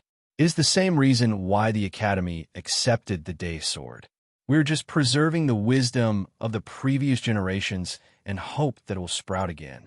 The headmaster and the eldest brother thought of the countless books in the cave at the back of the mountain. The second brother was shocked and hated himself for what he had done. He knelt on the futon and bowed to the headmaster. He said in a low voice, "I know I was wrong. I will go to all the cultivation sects in the world and ask them for their cultivation manuals." The expressions of the headmaster and eldest brother changed slightly, and they subconsciously wanted to find tea to drink. They thought that if they really asked those sects to hand over their cultivation manuals in the name of preserving human civilization, they would definitely think that they were crazy or robbers. Junimo, on the other hand, was a proud person who would do whatever he set his mind to and would not give in even if he was in the right. If those sects refused to hand over their cultivation manuals, he would definitely not care about robbing them. Then, the so-called asking would naturally become robbing, and there would probably be a bloody battle in the cultivation world. The headmaster looked at him and reprimanded him in a low voice. If I could throw away my pride and not rob, I would have taken Liu Bai back to the academy and forced him to write it out when he comprehended the day's sword. Why would I need your youngest brother to spend so much effort on this? I don't even know what you were thinking about. The eldest brother shook his head and said, Of course it is voluntary. The second brother was confused by the headmaster's scolding. He said, But youngest brother's behavior is almost stealing. It is not much different from robbing. The headmaster of the academy was embarrassed. The eldest brother poured the tea at a speed that was rarely seen. He said respectfully, Teacher, please have some tea. The headmaster of the academy took the tea and took a sip. He looked at his favorite eldest disciple and praised, You are worth teaching. The second brother frowned and thought hard. What would he not be taught? The wild geese that spent the summer at Shuanyang Lake in the Gushan Commandery returned to Chang'an. They circled around the old Buddhist pagoda for a few days. Their shadows covered the sky, and they chirped in the mountains and Yinming Lake. Then they flapped their wings and flew south to the warmer Great Swamp. They would not come back until next spring. The door of the old brush pen shop on Lin 47th Street had not been open for a long time. The wildcat was lying on the wall and basking in the cooling sunshine. It looked at the dusty patio indifferently and wondered how many days had passed since the guy who had hit it with firewood died, and whether his body had been exposed in the wilderness. At the entrance of the alley, there was a barbecue stand. Boss Wu kept an old dog. Every morning and dusk, he would walk the dog to relieve his loneliness and stress from his wife. As the weather got colder and colder, he would walk the dog once a day instead of twice a day, and the time was now noon. The gambling house in the West City was still thriving. Mr. Chi wore a long silk gown and played an iron ball in his hand. He accepted the compliments of his neighbors with a reserved manner, like a rich man, and wondered when second brother Chow would come back. The Taoist who performed talisman arts in the Taoist temple on Vermilion Bird Street was sick, but the Taoist temple was renovated, so more believers came to the temple to pray devoutly than before. Regardless of the passage of time or the change of seasons, the Tangs in Chang and lived a peaceful and happy life as before. The hearty laughter in the streets never stopped. A paper sword was added to the collection at the back of the mountain of the academy. It was sent from the South Jin Kingdom to the West Hill and finally came to the Tang Empire. The smell of fresh paint in the house by the Yinming Lake gradually dissipated. The young people in the house went further and further on the road of cultivation. Under the sharpening of talisman intent and sword chi, Sang Sang understood how to use the divine skill to fight. Yi Hongyu learned the Howren sword and understood the thin paper sword more and more deeply. With a powerful person like the Tao addict as his goal, Ning Kei's progress was even more amazing. He became stronger and stronger. His current cultivation level had already stabilized at the upper level of the see-through realm, and he was resolutely walking upwards, getting closer and closer to the ravine that seemed to be the gap between heaven and man. One day, amidst the mist and heavy willows, he actually faintly saw that threshold. However, what made him feel slightly perplexed was that the threshold was somewhat frighteningly high for the current him. Spring passed, summer returned, and autumn returned. When autumn returned to Chang'an, General Xia Ho, who had been stationed at the border of the Tang Empire for decades and made great achievements, was about to return to Chang'an. There's some more. I'm writing. I'm still asking for recommendation votes. To be continued. If you like this work, please come Chidian. Come to vote for me. Your support is my biggest motivation. Chapter 454.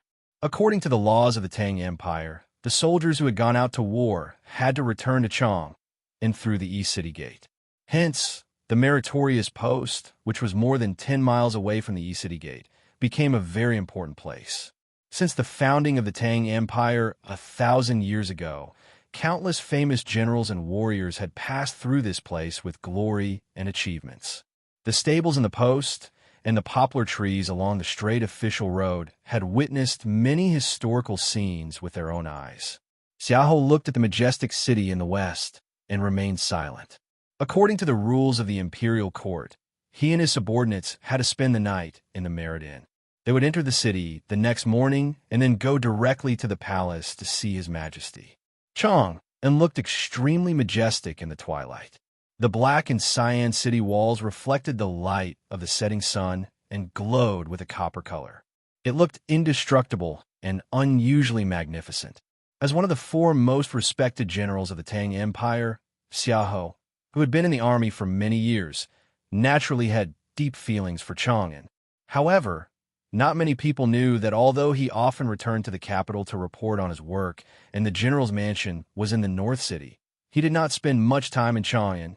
For decades, he had spent most of his time leading tens of thousands of cavalry to guard the cold northern borderline.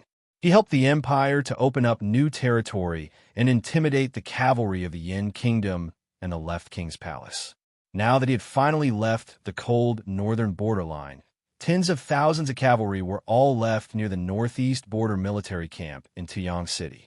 The imperial court had already appointed General Shu to take over, so there should be no problem. Only a few dozen soldiers followed him back.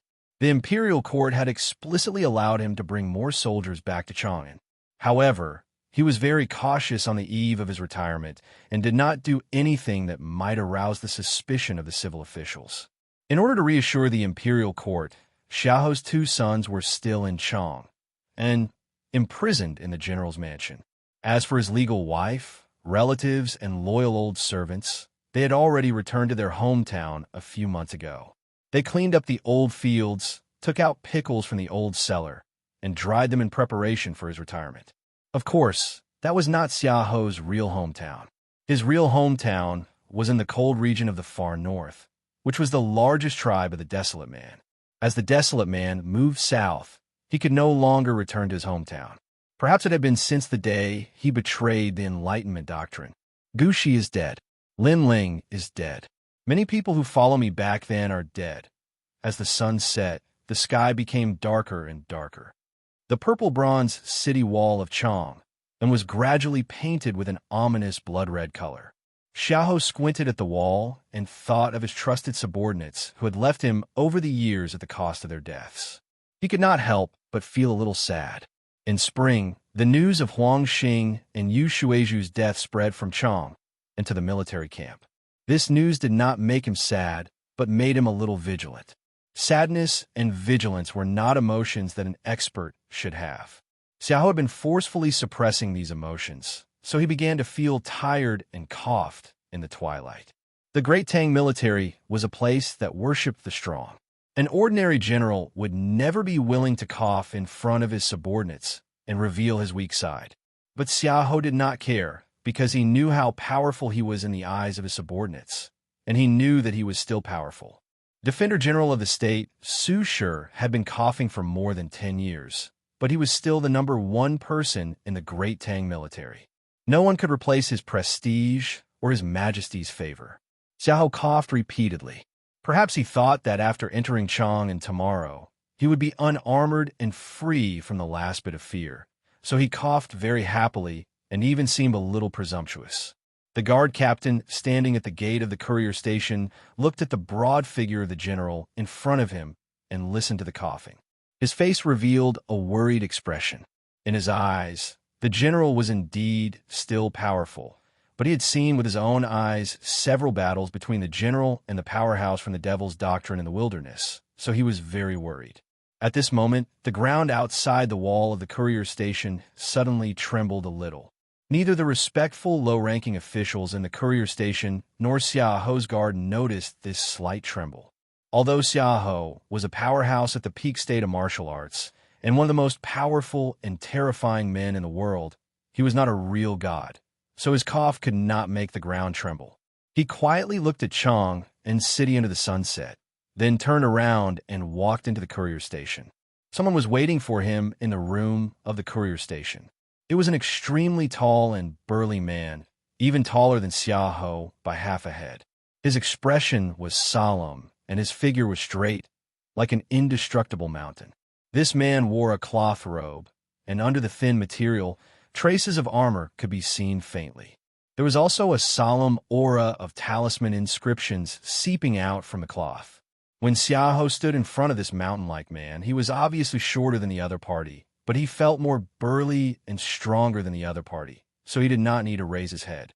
If people see Luo Kadi, the commander of the West Hill Divine Palace Divine Guards, suddenly appearing in the courier station closest to Chang and city, they will definitely think that this is a provocation to the Tang Empire. He coldly looked at the man and said, I know that you are a proud man, but do you really think that there are no powerhouses in the imperial center of the Tang Empire? In Chang and city behind us, there are at least 10 people who can easily kill you. Appearing in front of me at this time is completely courting death. Luo Kadi said, since I dared to come, naturally I'm not afraid of death.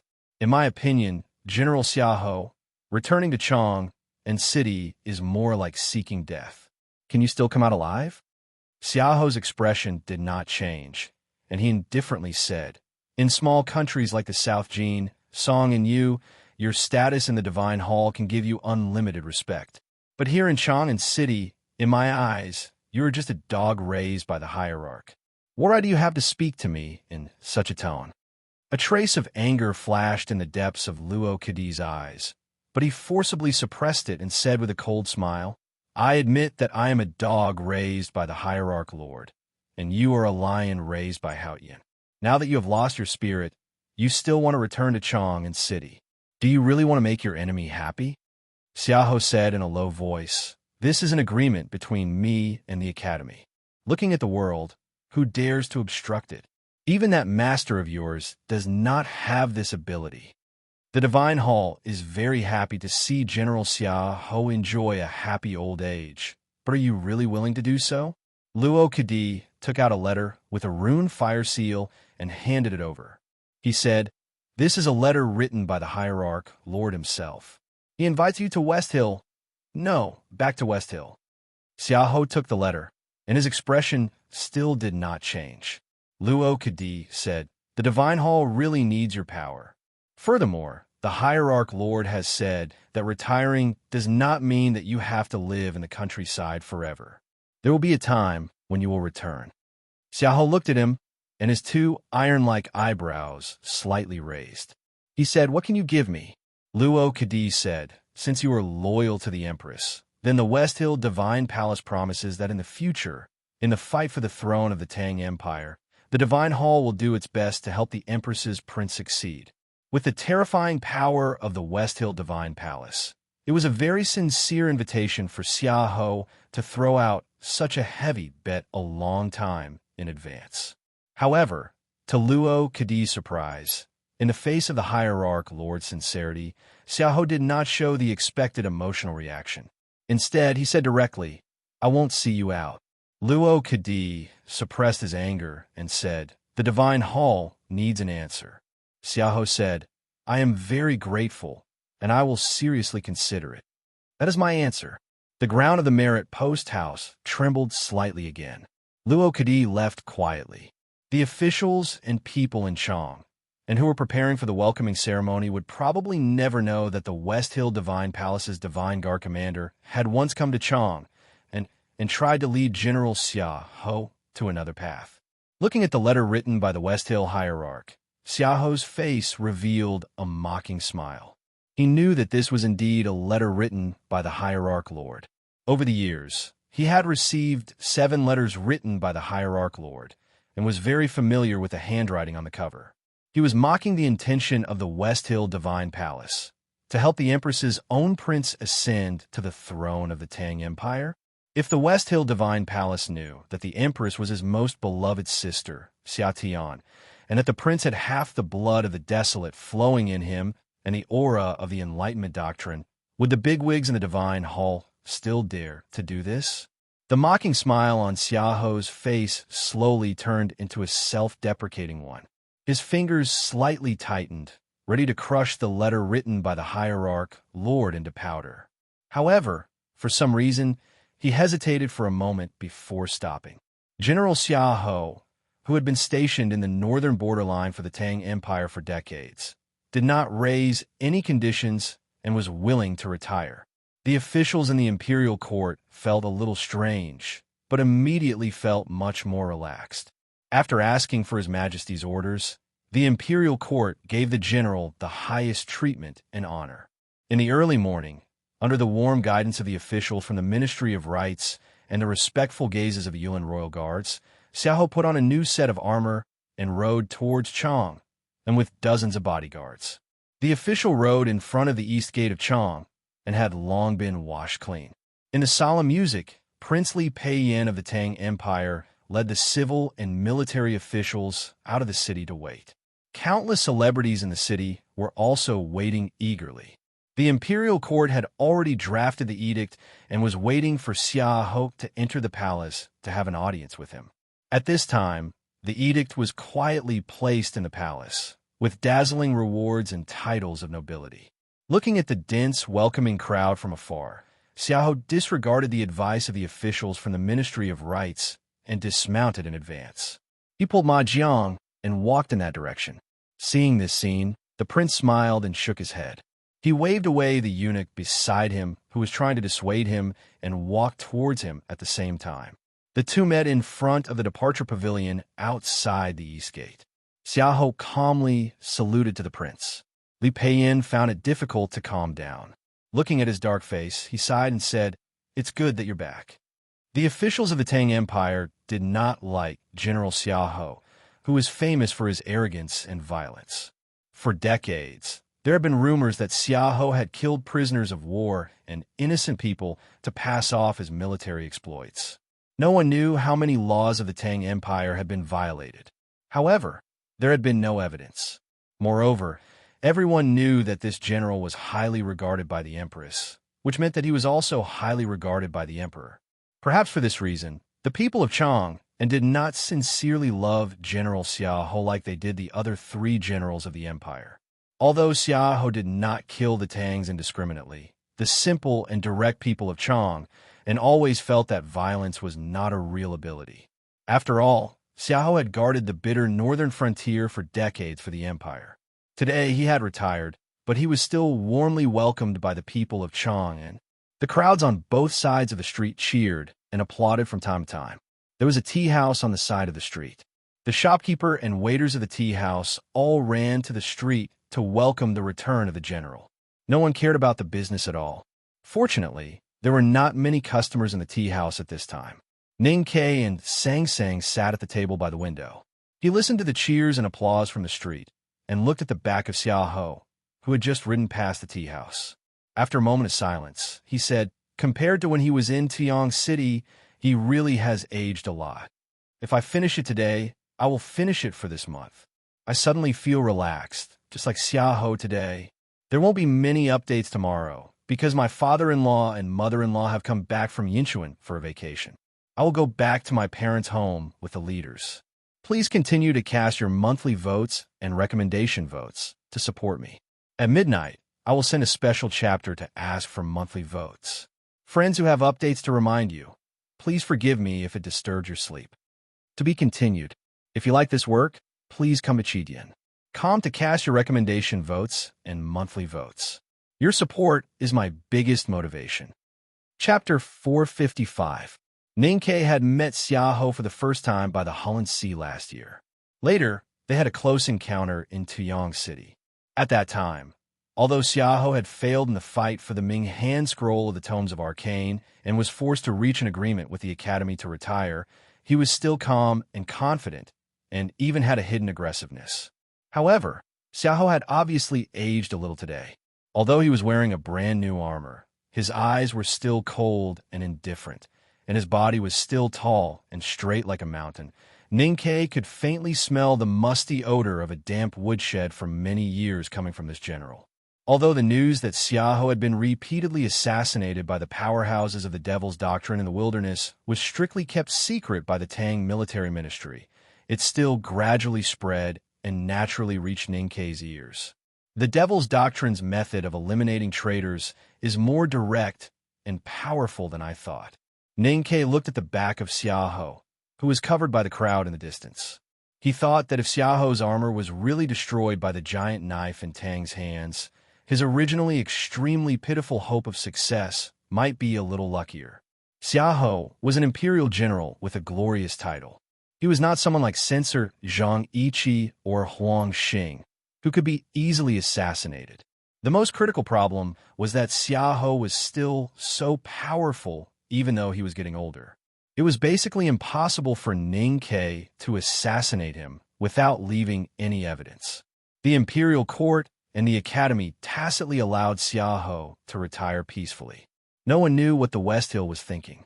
In short, Ning Ke seemed to have countless backers, but in front of Xiahou, these backers would not help at all. So under such circumstances, how could he kill Xiahou?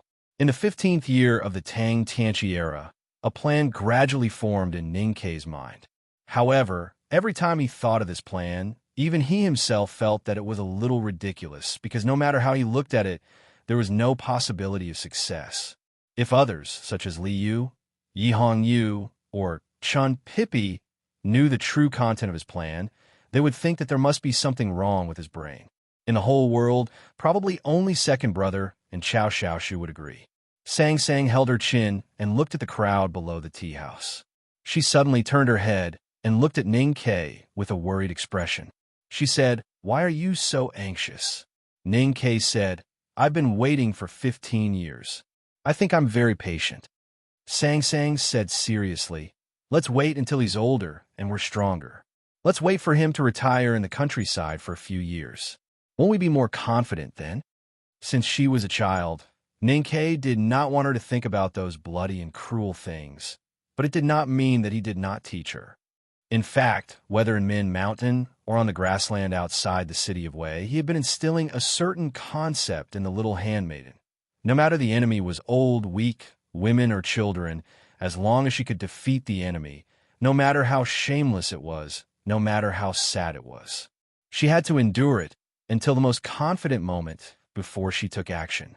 Once she took action, she had to kill the enemy. Ning Ke smiled and said, "If we don't kill them now, Xiahou will really be old." Sang Sang asked in confusion, "Isn't that good?" Ning Ke said, "When he's older, I'm more confident to kill him. But I'm worried that what if he dies of illness? What if he really dies of old age?" Sang Sang did not understand, thinking that if Xiahou died of old age and illness, what was the problem? She asked, "Isn't that good?" Ning Ke nodded and said, "Very bad." Sang Sang frowned slightly and asked, "Why?" "Because Xiahou is not my enemy." After a short pause, Ning Ke continued calmly, He is my enemy." At this moment, the shopkeeper and waiters of the tea house returned to the tea house, excitedly talking about the troops they had seen on the street and admiring the power of General Xiahou. Ning Ke quietly listened to the discussion in the tea house and shook his head. The enemy can die from natural disasters and man-made disasters, tsunamis, and rivers. As long as he no longer stands in our way, blocks our way, and destroys our business, it doesn't matter even if he chokes to death while eating or stinks to death while going to the toilet. But the enemy is different. When it comes to things like revenge, if it is dragged on for too long, it will gradually ferment and evolve into something else. Compared to killing the other party and making them pay for what happened in the past, the more important thing is to kill the other party so that they can forget what happened in the past and obtain true freedom. He looked at Sang Sang and said, "But whether it is to let the enemy pay the price or to get relief, the most important thing is to kill the enemy. And he must die in the hands of the enemy.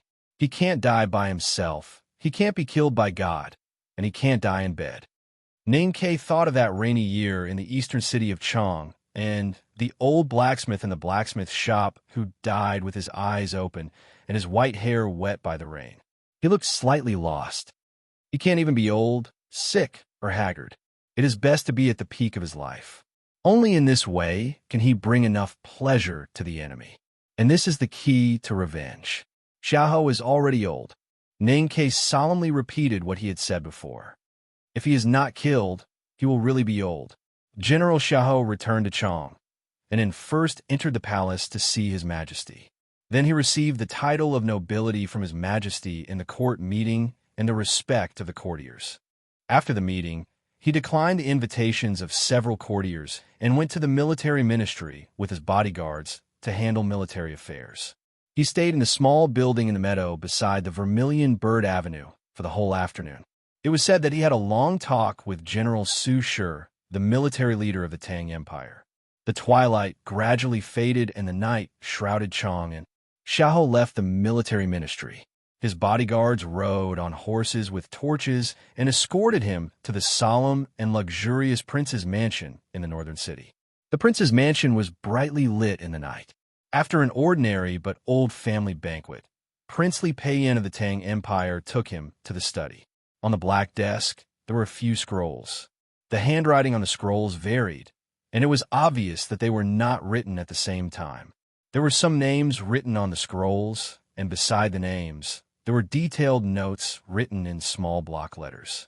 Zhang Yiqi, Chun Zixian, Yin Suqing, Lin Ling, Gu Shi, Huang Xing, Yu Shui.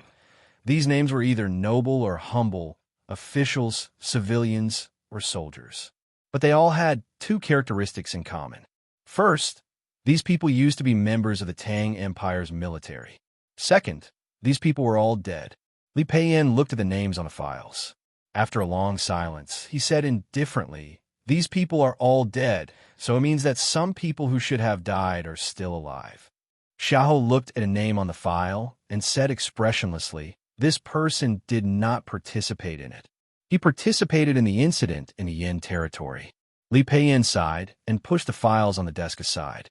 He looked at Xiahou and said worriedly, "Although there is no evidence, these names and the stories behind them can prove that our worries are right. There are indeed people in the Xianwei general's mansion who are still alive." Hearing the name Lin Guanyuan, Xiaohou's two thin eyebrows slowly frowned. Of course he remembered who Lin Guanyuan was. More than a decade ago, there was a Xianwei general in the Tang Empire's military who was famous for his bravery. That general's name was Lin Guanyuan. At that time, many people thought that Lin Guanyuan was another brave general of the Tang Empire after Xiahou. In the first year of the Tang Empire's Tianqi era, Xiahou killed Lin Guanyuan's whole family. It was not because he did not like to be compared with this general. Although he was known for being overbearing and violent, he did not have the interest and hobby of killing people's whole families. Xiahou narrowed his eyes slightly, and his expression was a little complicated. It was not because he felt guilty for the Xianwei general. He had killed too many people in his life and had done more cruel and cold-blooded things. It was nothing to kill a general's whole family. However, when the Prince Palace mentioned the name Lin Guanyuan, it reminded him of many things in the past. More than a decade ago, the Empress passed away due to illness. The families in Qinghe County were eager to take action. His Majesty took the concubine named Xia Tian to travel south to the Great Swamp and watch over the disaster. Xiahou received the secret edict from His Majesty and secretly returned to Chang, and from Tiang City with thousands of cavalrymen to guard the rear for His Majesty and assist the prince to temporarily oversee the court affairs. He also received a secret edict from the West Hill Divine Palace. In the face of the secret edict from the West Hill Divine Palace, he was at the peak of his life and wanted to continue to enjoy the respect of the people. Therefore, he calmly accepted the other party's request. There was a bloody storm in Chang, and the whole Xianwei general's mansion was killed. Xiahou knew that by doing this, he would anger the emperor who was touring the Great Marsh. However, he believed that with his achievements, no matter how angry the emperor was, it was impossible for him to act against him without evidence. Moreover, he faintly hoped that in his anger, the emperor would not confer the title of empress to that concubine called Xia Xia. He did not want his sister to become the empress of the Tang Empire, because he knew that it was a very dangerous thing. However, he did not expect that His Majesty still let his sister become the empress. Compared to these stories, how much blood and dust had stained the stone lions in front of the Xianwei general's mansion had never moved Xiahou, let alone made him sad. In the study of the prince's mansion, Li Peiyan looked at Xiahou and said bitterly, "It is not a big deal that Lin Guanyuan still has descendants in the world. But if the son of the general who is determined to avenge him has become the core disciple of the headmaster of the academy and Mr. 13 of the second floor of the academy, it will be troublesome." Xiahou was silent for a moment and said, "Your Highness, you mean Ning Ke is Lin Guanyuan's son?" Li Peiyan sighed and said, "I don't want to admit that it is true, but there is no other explanation except this. I personally supervised the execution of the Xianwei general's mansion. According to the law of the Tang Empire, There were very few people who could be exempted from punishment. They were all temporary hires without contract documents, so it is impossible for anyone to escape. Xiaohou looked at the slightly swaying candle on the desk and said expressionlessly, Lin Guangyin only had 2 sons. Their characteristics were all recorded in the book, and I personally checked them. Li Peiyin said, then it means that someone did something. Xiaohou said indifferently, even if Ning Ke is Lin Guangyuan's son, what can he do? Rubbing my hands, I will write 1 chapter today and 2 chapters tomorrow.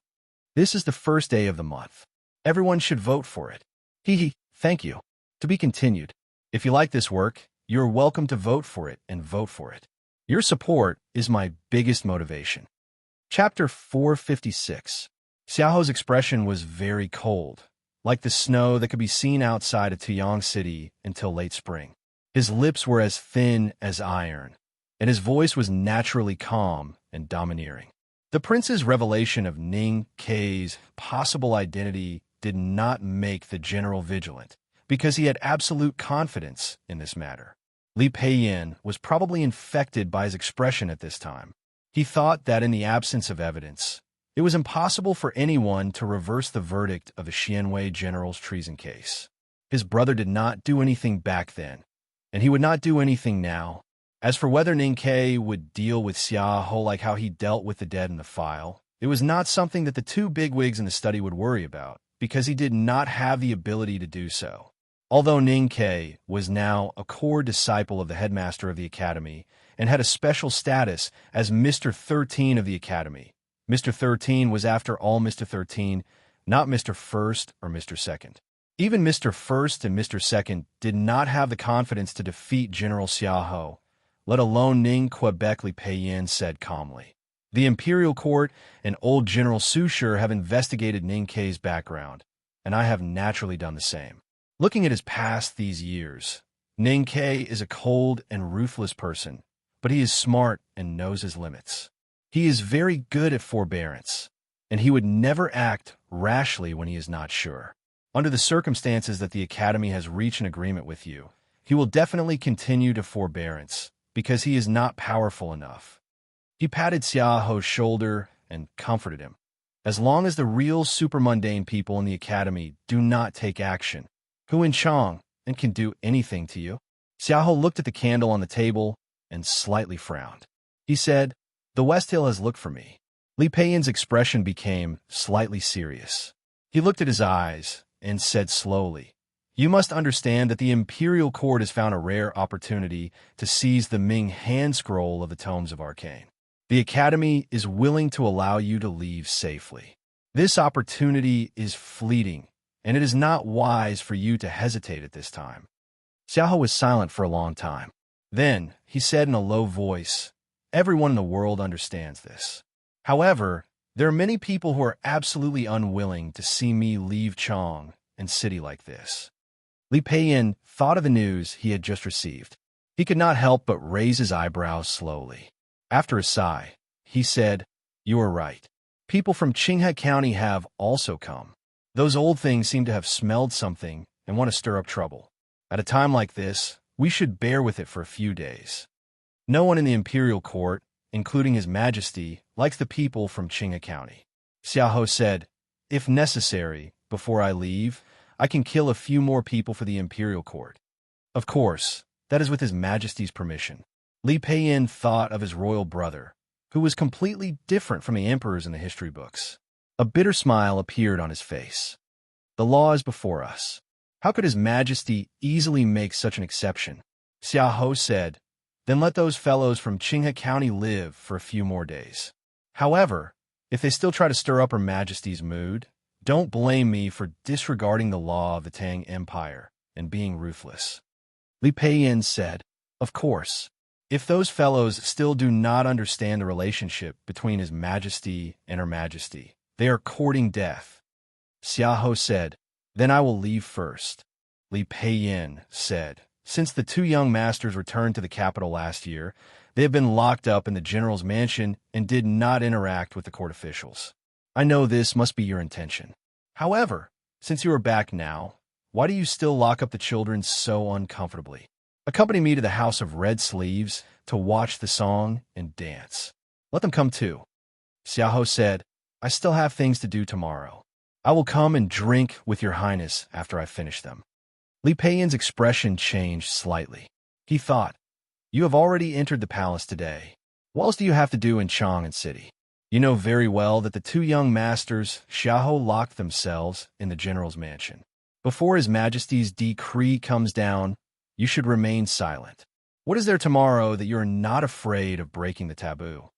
Xiaohou walked to the door of the study and stopped. He said, I will invite Ning Ke to drink tomorrow. Li Peiyan was slightly shocked. He looked at him and said, what are you going to do? Don't forget his identity. Although he can't do anything to you, if you harm him, will the academy still remain silent? Xiaohou said, I dare to drink with him. I dare to invite him, but I want to see if he dares to come. Because of the fight for the Ming hand scroll of the Tomes of Arcane in the wilderness, General Xiaohou had offended the academy, which made His Majesty even angrier. However, this person had tens of thousands of cavalry under his command. He had opened up new territories for the Tang Empire. He was powerful and had meritorious military service. It was very troublesome for the imperial court to deal with him. After Mr. First of the Academy personally went to Tiang City to talk with Xiaohou, General Xiaohou accepted the proposal to retire without hesitation with an extremely strong will. This was the ending that the Tang Empire most wanted to see. Whether it was the palace, the military, or the court officials, they were all extremely satisfied. That was why they gave Xiaohou the highest honor and treatment. However, there was never anyone or anything in the world that could satisfy everyone. Under the glory of Hao Yin, there was still the devil's doctrine. Before the mountains of the academy, there were still people who were not very respectful to the headmaster. Naturally, Xiaohou could not do this. Ning Ke was not satisfied with this ending, and neither was the West Hill. The emperor and the people of the Yin kingdom, who had been bullied by Xiaohou's cavalry for decades and had been silently waiting for the Tang Empire to fall out with each other and for Xiaohou to become a miserable cooked dog, were also not satisfied. Even in the Tang Empire, some big powers were extremely disappointed. That power was the families of Qinghe County that His Highness had mentioned. Qinghe County was located in the southeast of the Tang Empire. It was rich and prosperous. Since ancient times, no one knew how many bigwigs had been cultivated there. Among them, the Chui, Chun, and Song families were the leaders. They were known as the 7 families of Qinghe County. The 7 families of Qinghe County were, in fact, 7 aristocratic families. They had a long history, even before the founding of the Tang Empire. Even the great divine priests of the West Hill Divine Palace were from these 7 aristocratic families. 1,000 years ago, the Tang Empire was founded with its cavalry. Its soldiers swept across the world. The West Hill Divine Palace secretly ordered all countries to join forces to resist, but they could not stop the birth and rise of this superpower. However, under such circumstances, Qinghe County, which was still in the southeast of the Tang Empire, was still under the strong protection of the 7 aristocratic families. It faced the pressure of Chang and calmly and maintained political and economic independence. This situation lasted for more than a decade. The Tang Empire's cavalry went north to the grassland and defeated the Desolate Man tribes that made the people of the Central Plains tremble. They even successfully forced the Desolate Man to leave the grassland and move to the cold region in the far north. The prestige of Chang rose to an unprecedented and rare level in history. The hearts of the people gradually moved to the west. It was only then that the 7 families of Qinghe County finally decided to surrender. When the Tang Empire was founded, there were many things to do. There were many annexed counties that needed to be digested, and the people needed to recuperate. The 7 families of Qinghe County were too famous in the world. Therefore, the Taizu, who once used the power of the whole country to kill Qian Li and destroy a tribe in the grassland because a small village was massacred, took a rare conciliatory policy towards Qinghe County. He made this a national policy and recorded it in his posthumous edict. In the early years of the Tang Empire, the academy in the south of Chang had just been built. There were very few students, and the imperial court chose officials through the imperial examinations.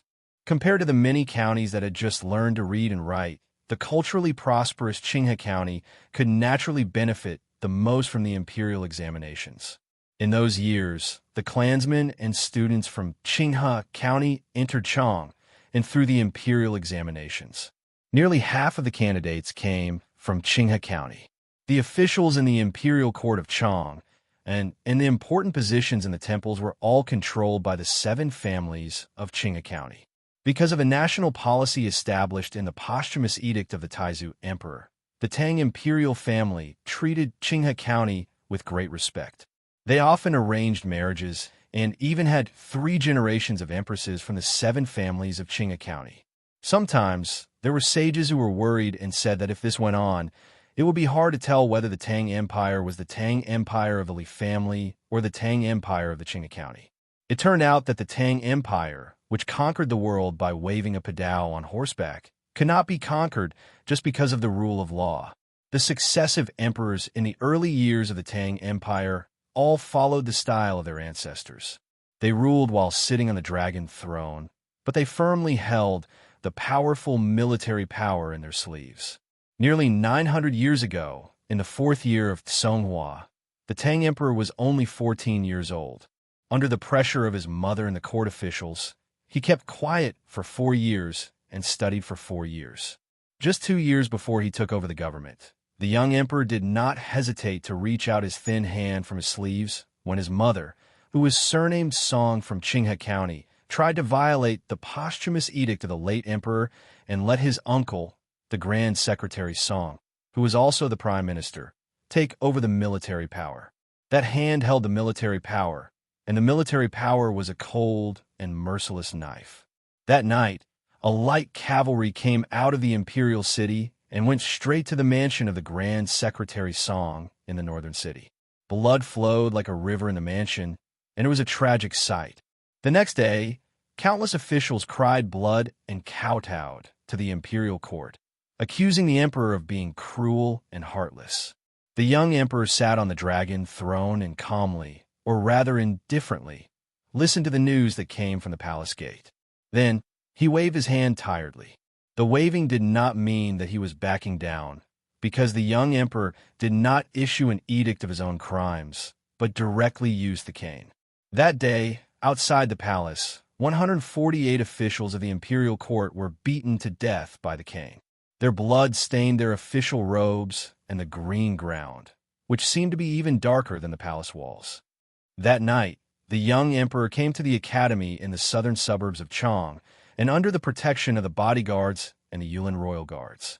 No one knew what he said to someone in the academy that night, but the next day, with a decree, the Empress Dowager, who thought that she was more ambitious than the previous empresses of Qinghe County, was imprisoned in the cold palace.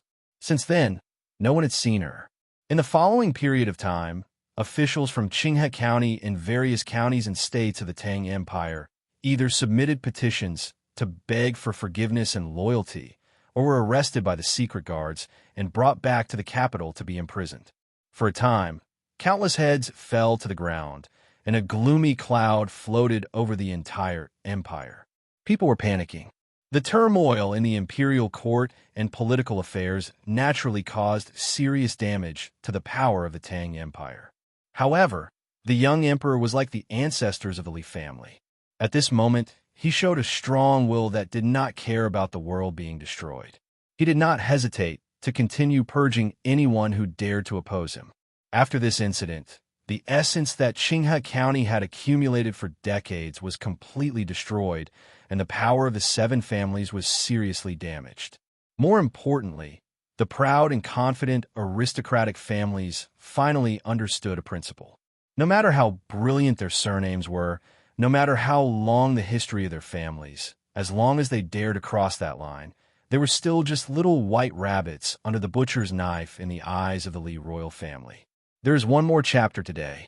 In addition, if I do not say that there is more in the future, then there is really no more. To be continued. If you like this work, please come to Chidian. Come to vote for me. Your support is my greatest motivation. Chapter 457. The blood and skulls of their clansmen woke the Qinghe County families up from their stupor. Especially in this chaos, no matter how much they tried to stir up public opinion, they still could not gain the sympathy of the people. They only attracted the disgust and disdain of the people, which shocked them even more. In the years that followed, they discovered even more shocking things.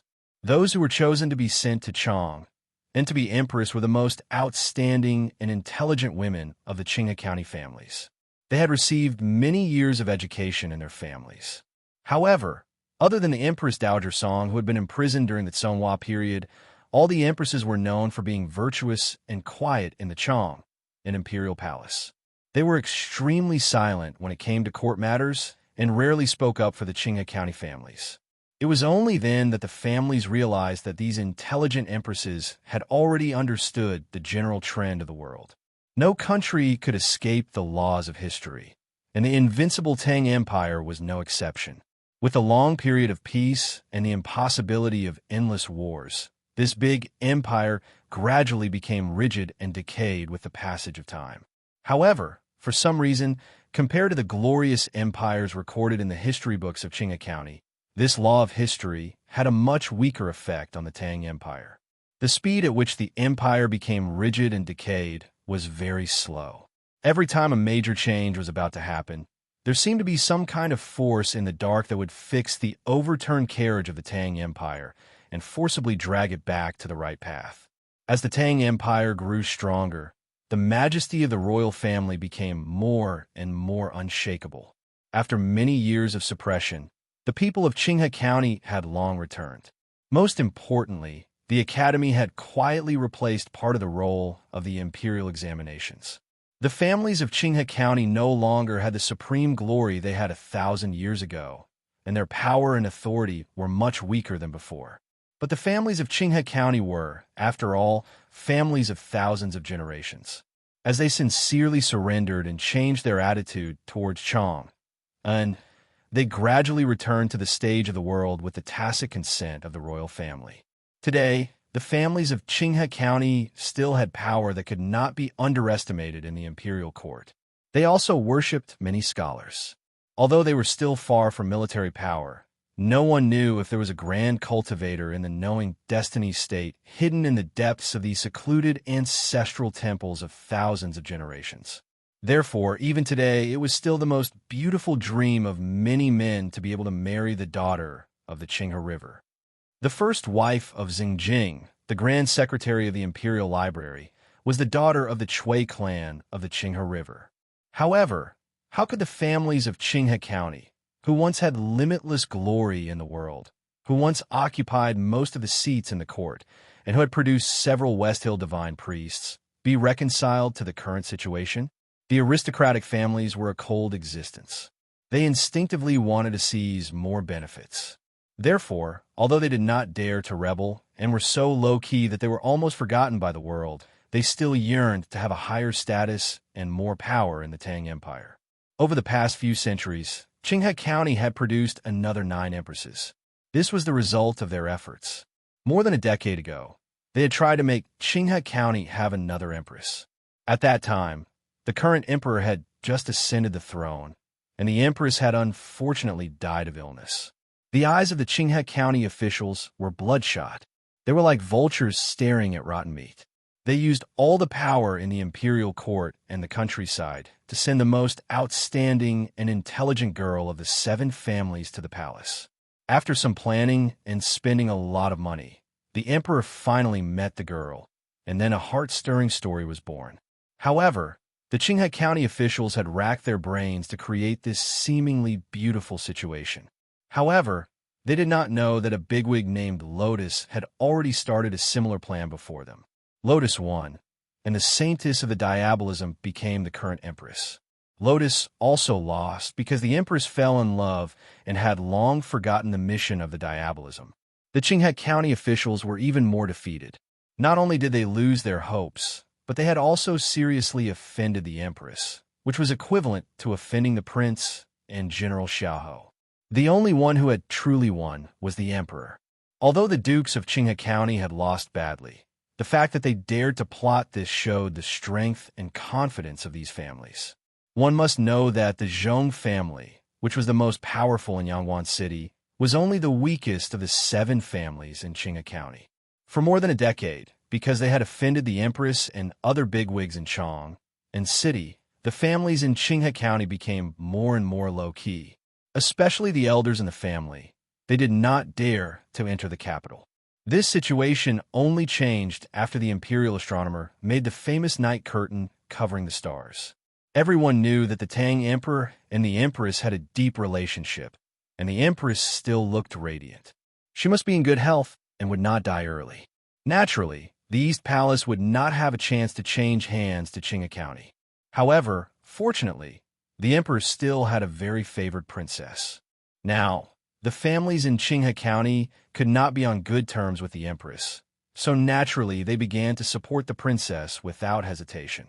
More accurately, they supported the Prince Li Huiyuan, whom the princess assisted. In a quiet mansion in the southern city of Chong, and a calm old man sat in the study of the backyard. This old man's surname was Song, and he was a minister of offerings in the Song clan. Even in the imperial court, he had an official status. 20 years ago, Minister of Offering Song was a visiting professor in the Imperial Center Administration. However, he knew very well that this status was more of a reward from the imperial court to the Song clan in Qinghe County. Therefore, he had never cared about the affairs of the Imperial Center Administration and had never even entered Chong City. However, he finally came today. General Xia Ho was about to retire, and the power of the empress seemed to have been severely weakened. However, in the eyes of the dukes of Qinghe County, this move had successfully resolved all the conflicts that had accumulated over the past decades. They did not want to see Xia Ho leave Chong City with a smile. Censor Song stood respectfully in front of the old man and said bitterly, "Third ancestor, the imperial court has already made a decision. Everyone knows His Majesty's intentions. No matter how we persuade him now, there are not many colleagues who are willing to submit a petition with me. Although it is not wrong to spread rumors, this matter involves the general, and we have to be careful." Minister Song frowned and thought of the glory of his family in the imperial court. He said in a slightly hoarse voice, "Back then, the General Xian was a member of the family, and contacting a dozen censors to submit a petition was a small matter. It was not as difficult as it is now. Don't make it too difficult. If it doesn't work, then forget it." Censor Song did not dare to say more, but his expression was clearly much more relaxed. "Now it seems that we can only pin our hopes on Mr. 13. The old Minister of Offerings said expressionlessly, "If this really happens, the Academy will definitely break off relations with General Xiao. By then, how can the Emperor's son ascend to the throne?" Censor Song was not a cultivator. Although he knew that many ministers in the imperial court came from the Academy, he still could not understand what the old ancestor was saying. He thought to himself, what right does the Academy have to decide the succession of the throne? The old Minister of Offerings sighed and said, "Mr. 13 was not afraid of the laws of the Tang Empire. He killed Huang Xing and Yushu Aizhu on the rainy street because he was strong enough and was confident that no one would be able to use against him. However, in front of Xiaoho, the strong and the weak are easy to deal with. If I were him, I would not know how to do it either. No matter how fast his state improved in the past 2 years, he is still no match for Xiaoho. Xiaoho can kill him with one finger." Censor Song was confused and asked subconsciously, "Should we help Mr. 13 in secret?" The old Minister of Offerings glanced at him and slightly furrowed his white eyebrows. He lectured, "Xiaoho is the Academy's method. If Ning Ke forcefully breaks the rules, the Academy will not help him, but they will not stop him either. The most likely scenario is that they will watch quietly from the side. However, that is because Ning Ke is a student of the headmaster of the Academy. If we interfere in this matter, do you really think that the Academy will not dare to do anything to Qinghe County?" Censor Song smiled awkwardly. In his heart, he thought, if the family does not dare to interfere in this matter, then there is no reason for you to come to Chong City. The old Minister of Offerings guessed what his distant nephew was thinking, but he did not give any explanation. He slowly closed his eyes. He did not need to pretend to be mysterious at this moment, because he was really thinking hard about how to defeat Xiaohou on behalf of Mr. 13 of the Academy. If Ning Ke did not understand, then this battle would never happen. If the old Minister of Offerings did not understand, then the families of Qinghe County and Her Highness would not be able to benefit from this matter. The confusion of the officials of Qinghe County was also the confusion of many people in Chang'an City. As the rumors of Ning Ke's parentage spread within a very limited range, the bigwigs in the imperial palace and the mansions of princes and dukes were all frowning and thinking about what Ning Ke would do without the support of the Academy. Those bigwigs who had vaguely guessed the inside story, like His Highness the Prince, were not fooled by Ning Ke's seemingly frivolous and roguish disguise. They all knew that Ning Ke had strong self-control, was very rational, and even appeared cold and heartless because of his rationality. At a time when there was no hope, logically speaking, Ning Ke should not do anything. The bigwigs thought hard for a long time for Ning Ke, but they could not find any hope. Therefore, they gradually relaxed and felt that Chang'an City would be peaceful this autumn. There would not be any problems between the academy and the military. At this moment, a piece of news from the general's mansion spread to the imperial palace and also to the mansions of the princes and dukes.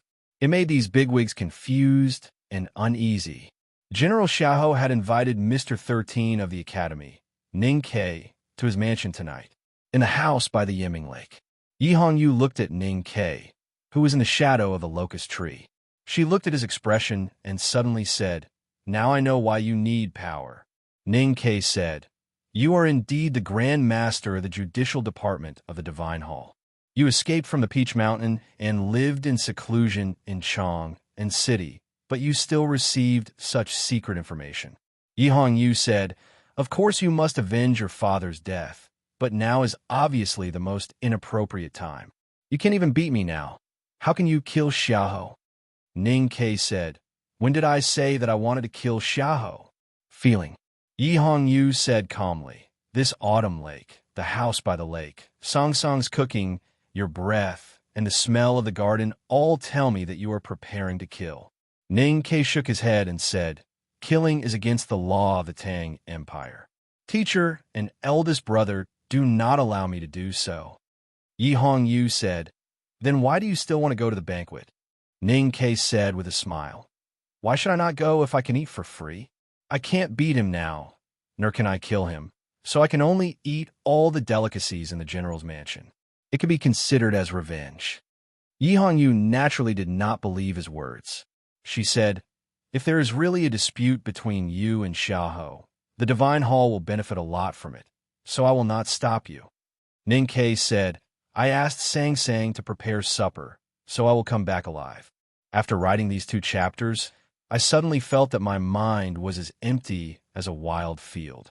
I was shocked and frightened, so I hurried to organize the details of the later chapters. I know it is taboo, but I can't help but say that I have not been in a good state these days. What I wrote feels a little long-winded. I want to correct it, so I will start from the next chapter. I will try my best to think about it. Please continue to support me. To be continued. If you like this work, please come Chidian. Come to vote for me. Your support is my greatest motivation. Chapter 458. The general's mansion did not prepare any delicacies for tonight's banquet. The long square table set between the autumn trees in the courtyard was dark in color. There were some very ordinary dishes on it, but it had its own solemn atmosphere. There were not many servants and maidservants serving at the table. Serving the dishes was actually done by the 2 young masters Xiaohou. Such a scene was completely different from the extravagance of General Xiaohou in the rumors. At this time, probably the entire Chang'an City was paying attention to this banquet. However, the atmosphere at the banquet was not as hostile as people imagined. Xiaohou and Ning Ke, who sat opposite each other at the long table, just ate in silence and occasionally talked about the scenery of the wilderness and their encounters at the front gate. The simple banquet very simply came to an end. The maidservants filed in and quietly took away the leftovers on the long table. Then they served 2 plates of blue teapots. The 2 young masters Xiaohou served the first cup of tea to Ning Ke and then very politely bid farewell. They walked out of the garden and asked all the maidservants and stewards to stay far away. Then they quietly guarded the garden gate. The teapot and the teacup were the same color as the blue sky. It was rather spacious, but warm and not eye-catching. The tea was black fir tea, which was also very mild. Even the temperature of the tea was just right at this time. Ning Ke attentively looked at the teapot and slowly reached out to touch the teacup. Then he raised his head and looked at Xiaohou at the other end of the long table. He was as focused and serious as he was when he looked at the teapot a moment ago. It was just like when he first saw Prince Li Peiyin in front of the hall of the academy 2 years ago. It was as if he wanted to burn Xiaohou's face into his own eyes. Xiaohou looked at the large piece of black fir tea in the cup that rose and fell in the slightly heavy warm well water. He knew that Ning Ke was staring at him. A slightly mocking smile slowly appeared at the corner of his mouth. He said, "Do you want to see clearly what your enemy looks like? You are not so presumptuous in Tuyang City." Ning Ke did not deny what he said, nor did he admit it.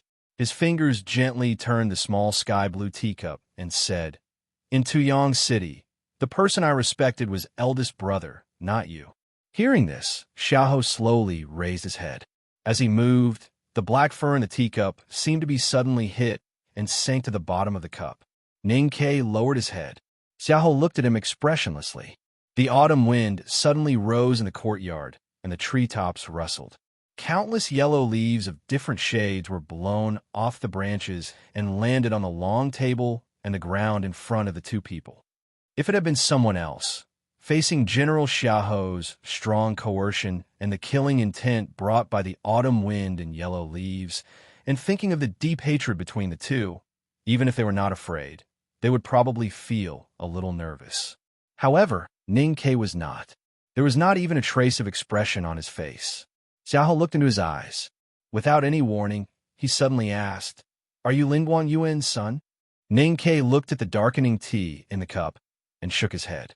The autumn wind, carrying with it an austere aura, continued to linger in the courtyard, brushing off more leaves. Then it brushed the yellow leaves on the table to the ground, and the yellow leaves on the ground to the surroundings. Xiaohou said, "I have killed many people in my life. I don't care." Ning Ke finally raised his head and looked at him, saying, "General is mighty." The yellow leaves on the ground were blown around by the autumn wind and did not stop until they reached the corner of the wall. It looked like the waves of a lake hitting against the embankment.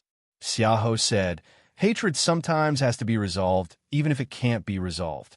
The leaves piled up higher and higher in the corner of the courtyard. The leaves on the top rustled down and were blown up again by the autumn wind that still occupied the ground. The austere autumn wind did not give the leaves any chance to escape. Just like the conversation at this time, Xiaohou said 3 sentences. They seemed to have no connection with each other, but they were extremely strong and pressed forward step by step, not giving Ning Ke any chance to retreat. Ning Ke looked at the yellow leaves that were struggling and cowering in the corner and asked, "Please enlighten me."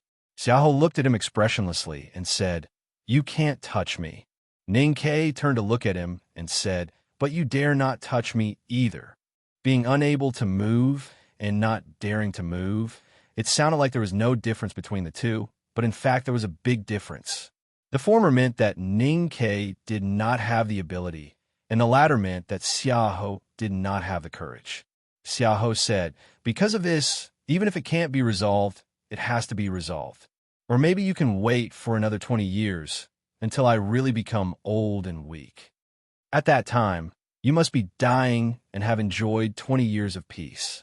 Ning Ke looked at him and said with a smile, "Of course, I'm just stating the facts. Don't misunderstand me, General. In fact, I think that since you are going to retire soon, you shouldn't say these inauspicious words." Hearing the word retire, Xiaohou slightly narrowed his eyes, and an indifferent expression appeared on his dark face. He said, "Whether it is the imperial court or the West Hill, they all think that I can retire safely, so I should be very satisfied. In fact, I am not satisfied. The tens of thousands of cavalries under my command are enough to sweep away all the countries. I have made countless contributions for the Tang Empire and the West Hill, but the imperial court and His Majesty have always looked at me coldly because of those small things. If not, why would I go to the wilderness to snatch the tomes of arcane? Why would there be the current situation? Ning Ke asked. General, are you explaining to me? Xiaohou did not hide his disdain for him and said mockingly, if you were not lucky enough to become a disciple of the headmaster of the academy, what qualifications do you have to sit in front of me? Even so, what qualifications do you have for me to explain to you? I just want you to know that I'm not in a good mood right now. Ning Ke said, in your previous words, you described the bloody storm in Chong and the massacre in the Yin territory as small things. This made me not in a good mood. At this point in the conversation, someone finally pointed out what happened in the past. I don't need to care about your mood.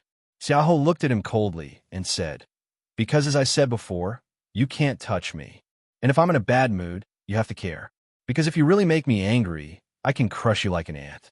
So I advise you to make me feel better in the days before I leave Chang'an. Ning Ke shook his head and said, I can't imagine how you can crush me. For example, at this moment, in this autumn garden, Xiaohou said expressionlessly, Mr. 13 of the Academy tried to assassinate the general of the Empire, but failed miserably and was smashed into meat paste by me. Ning Ke took a sip of the slightly astringent tea and smiled bitterly.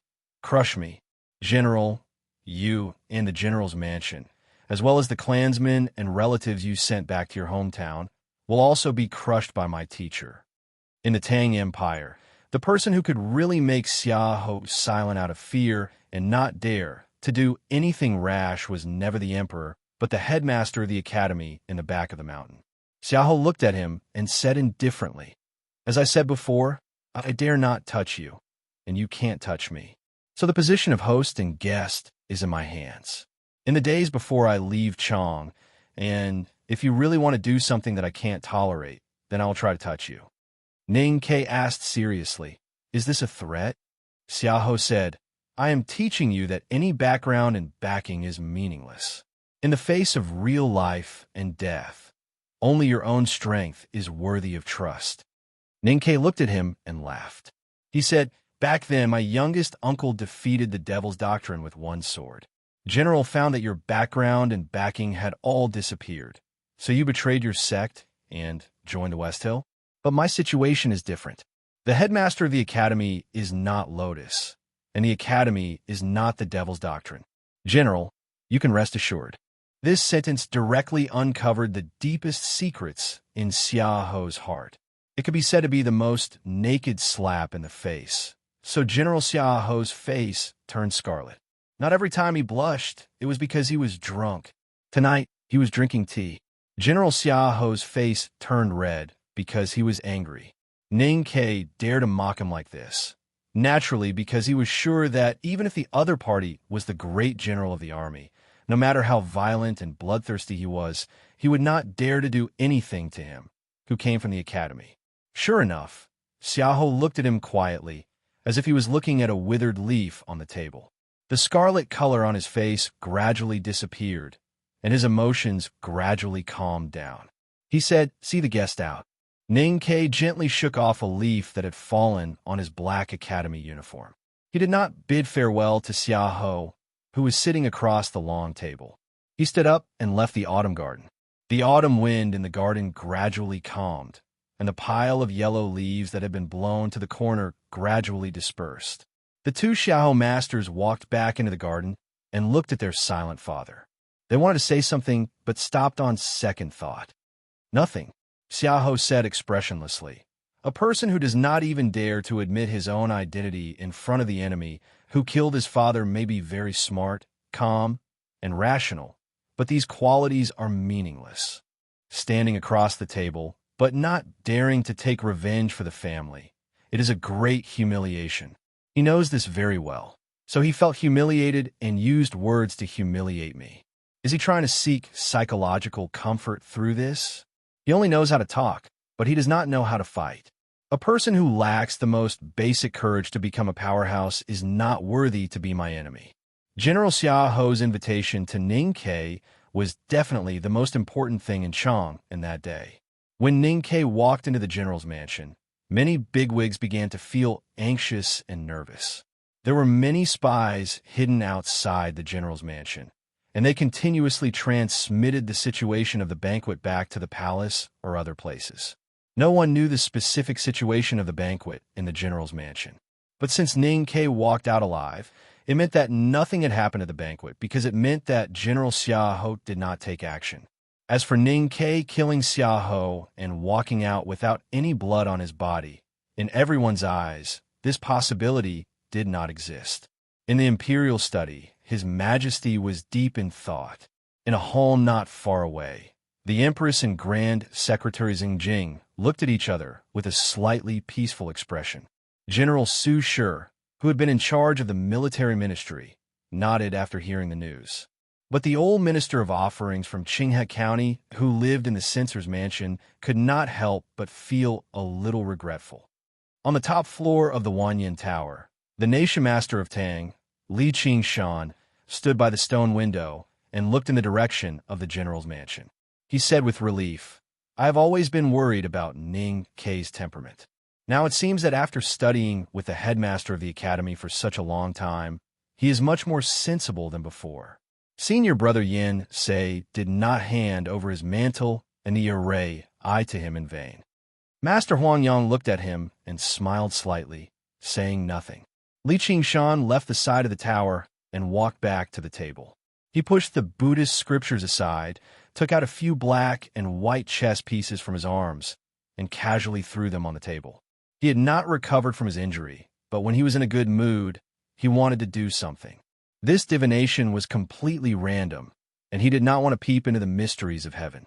He just wanted to see if he could be lucky enough to get any response. A pure white chess piece suddenly spun, and it spun faster and faster until it finally spun out of the table and landed on the hard floor. With a crisp crack, the white chess piece split into two halves. The crack was smooth and traceless, as if it had been cut by a sharp sword. Li Qingshan stared at the white chess piece, and his expression gradually became serious. Huangyang suddenly frowned and said in shock, "What a terrible sword. Did Liu Bai come to Chang'an? You also know that the first big note of the story, Nightfall, is about to arrive. We need to be careful and careful. We need to build up momentum before we can unleash it. This note is not only about the destined battle with Xia Ho. More importantly, this big plot needs to set the tone or temperament of the whole book and Ning Quebec. I am very confident that we can do this job well together. See you tomorrow. No, tomorrow is a Saturday off. See you all the day after tomorrow. To be continued. If you like this work, please come to Chidian. Come to vote for me. Your support is my greatest motivation." Chapter 459. The autumn wind blew into the tower, and Chang knew no sorrow. The autumn grain from various counties was transported to the city one after another. The good harvest not only smoothed out the wrinkles on the faces of the rural farmers, but also brought smiles to the faces of the people in the city. Ginkgo leaves fell from the branches and covered the long street. It did not look solemn, but elegant. Like in other seasons, many tourists from other counties and even foreign countries came to Chang and with the autumn grain. Among them was a man in a light white robe. There was some dust on the man's robe, and he carried a long sword on his back. His expression was calm and gentle. Only a few people could understand the pride and indifference hidden in the depths of his eyes. He walked on the crowded streets of Chang'an. Although there were crowds of people in front of him, he only saw the historical buildings of Chang and that had experienced thousands of years of wind and frost. There were no people in his eyes. This was the most prosperous and bustling city in the world, Chang'an.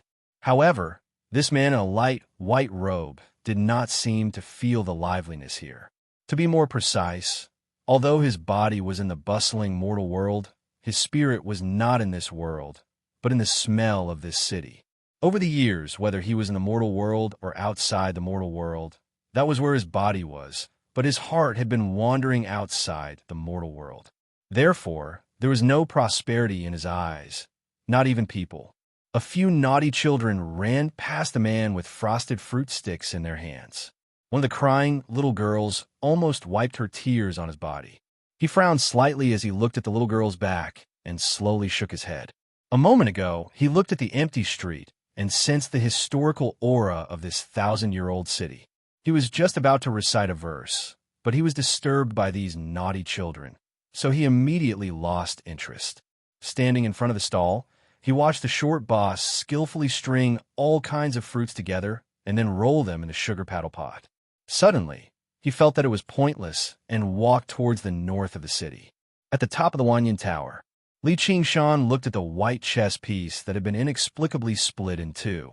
He looked at the extremely smooth section of the chess piece, and his expression was solemn and complicated. There was a touch of confusion and emotion hidden in the shock. You actually came to Chang'an? It seems that the situation is getting more and more troublesome.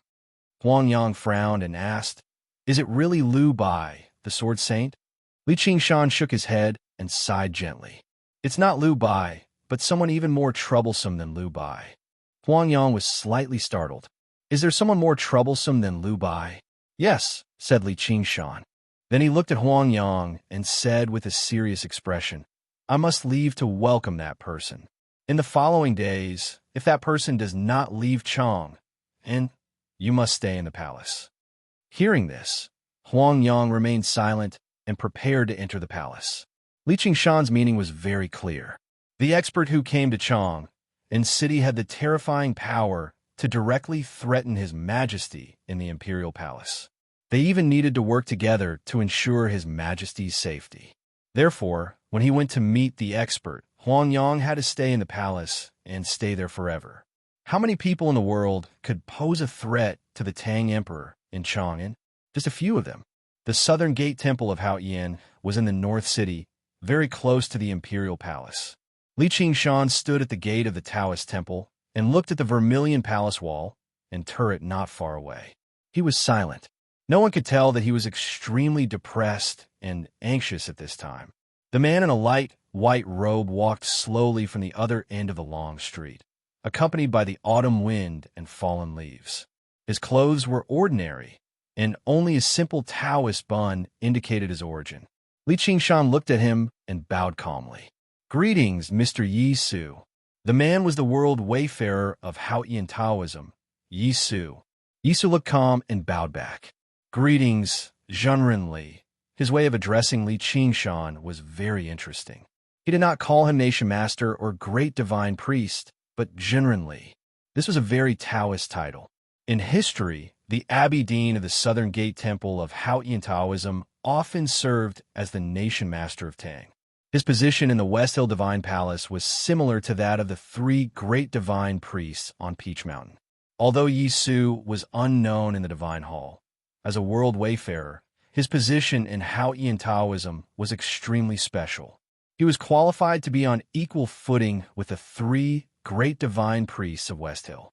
When Li Qingshan was conferred the title of Great Divine Priest, he had been to the Jishou Abbey. It was the only time he had been to the Jishou Abbey. He knew that the simple and even shabby Taoist temple was the real spirit of Haoyan Taoism. Therefore, facing the person from the Jishou Abbey in front of him, he could not help but be vigilant. The man in front of him, with a simple Taoist bun and a sword on his back, was not an ordinary person. He was the legendary Yi Su, the most powerful person in the younger generation of Haoyan Taoism. His state was no less than that of the three Great Divine Priests of the Divine Hall. There were even rumors that this person's state was slightly on the same level as Liu Bai's. As the Nation Master of Tang, Li Qingshan had already reached the highest peak of Haoyan Taoism in the secular world. Yi Su's identity and strength did not shock him.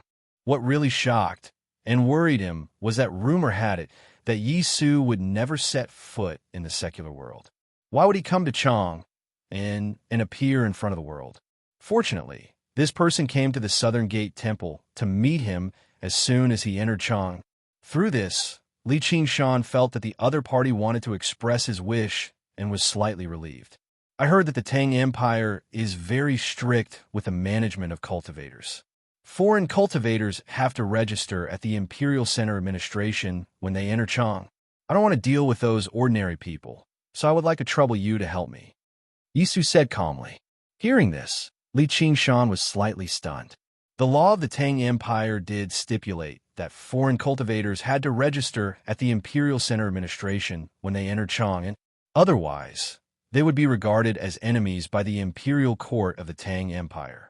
However, no matter how strict the law was, it still depended on who it was.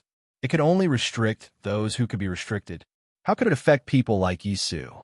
However, Yi Su did not seem to understand this. The first thing he did after coming to Chang was to ask the southern gate of Haoyan to help him register. It sounded interesting, but there were some hidden meanings. Li Qingshan understood what he meant and said with a smile, "I dare not disobey." The Taoists of the Southern Gate Temple would naturally handle such a trivial matter as registering at the Imperial Center Administration. Li Qingshan invited Yi Su into the temple to drink tea and wanted to find out the other party's intention. Yi Su said, "I just came to Chang'an to travel. I don't want to alarm too many people or cause any misunderstanding. I will just stroll around in the next few days." After saying this, he turned around and left the Southern Gate Temple, walking towards the Vermilion Bird Avenue. On the long street in autumn, Yi Su's figure became fainter and fainter, as if he was about to melt into the autumn leaves. Li Qingshan looked at that place and frowned slightly. No one knew what he was thinking. That man came from the untouchable place. That man was a world wayfarer of Haoyan Taoism. Although he said he did not want to alarm too many people, such a terrifying person strolling around in Chang, and was bound to alarm too many people. From today onwards, Chang was rarely peaceful. After leaving the Southern Gate Temple and walking on the Vermilion Bird Avenue, Yi Su followed the direction of the rolling leaves all the way to the south. Not long after, he arrived at the famous Vermilion Bird stone painting. He looked at the vivid vermilion bird painting on the ground and felt the hidden aura within it. He was silent for a long time.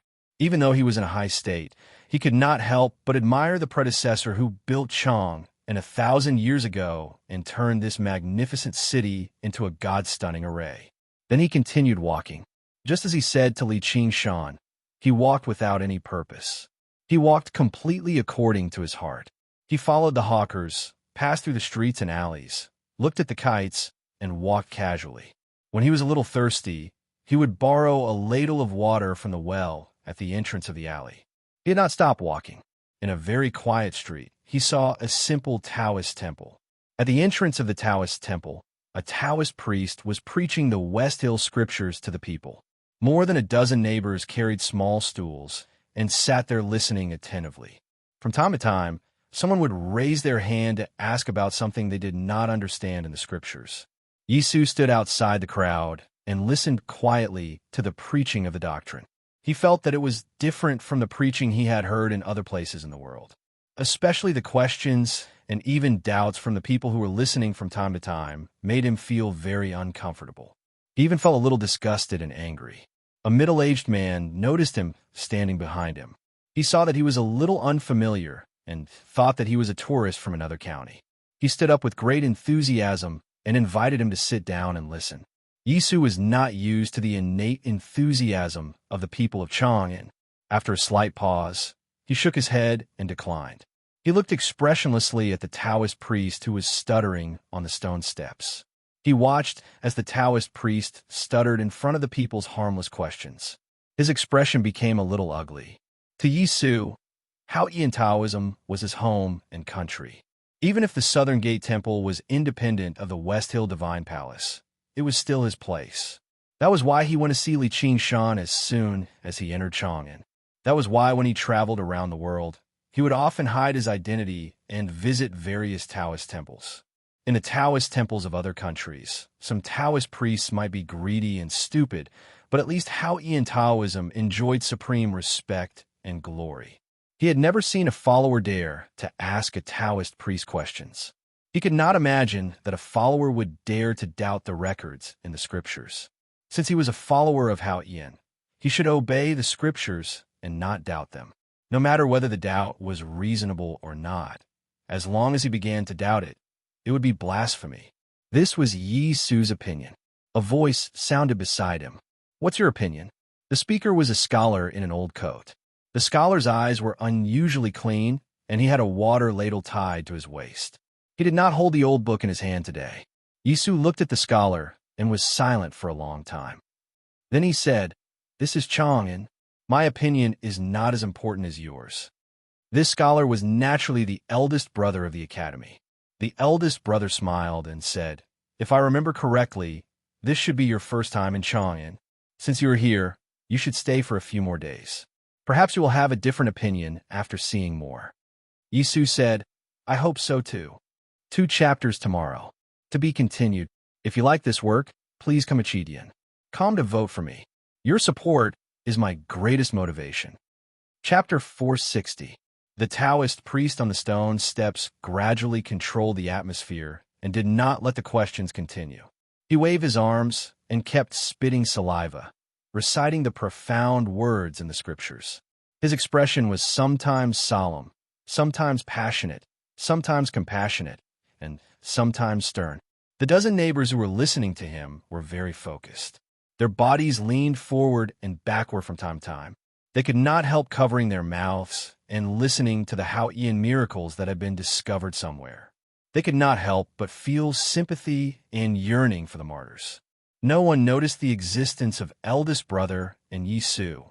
Although they were the greatest figures in the academy and Haotian Taoism, there was nothing special about them on the surface. After a brief conversation, the two formally greeted each other. Yisu stood with one hand in front of his chest and the other clenched fist against the edge of his palm. He looked calm and slightly lowered his head, saying, "Greetings, Mr. First." Eldest brother kept his composure and returned the greetings seriously. "Greetings, Mr. Yi." Yisu said, "I thought Mr. Second would be the first to appear." Eldest brother smiled and said, "My teacher was worried that Jun Mo would come and destroy Chang'an City, so he imprisoned him in the back mountain." Hearing the word teacher, Yisu thought of the headmaster of the academy who was admired by countless people in the cultivation world.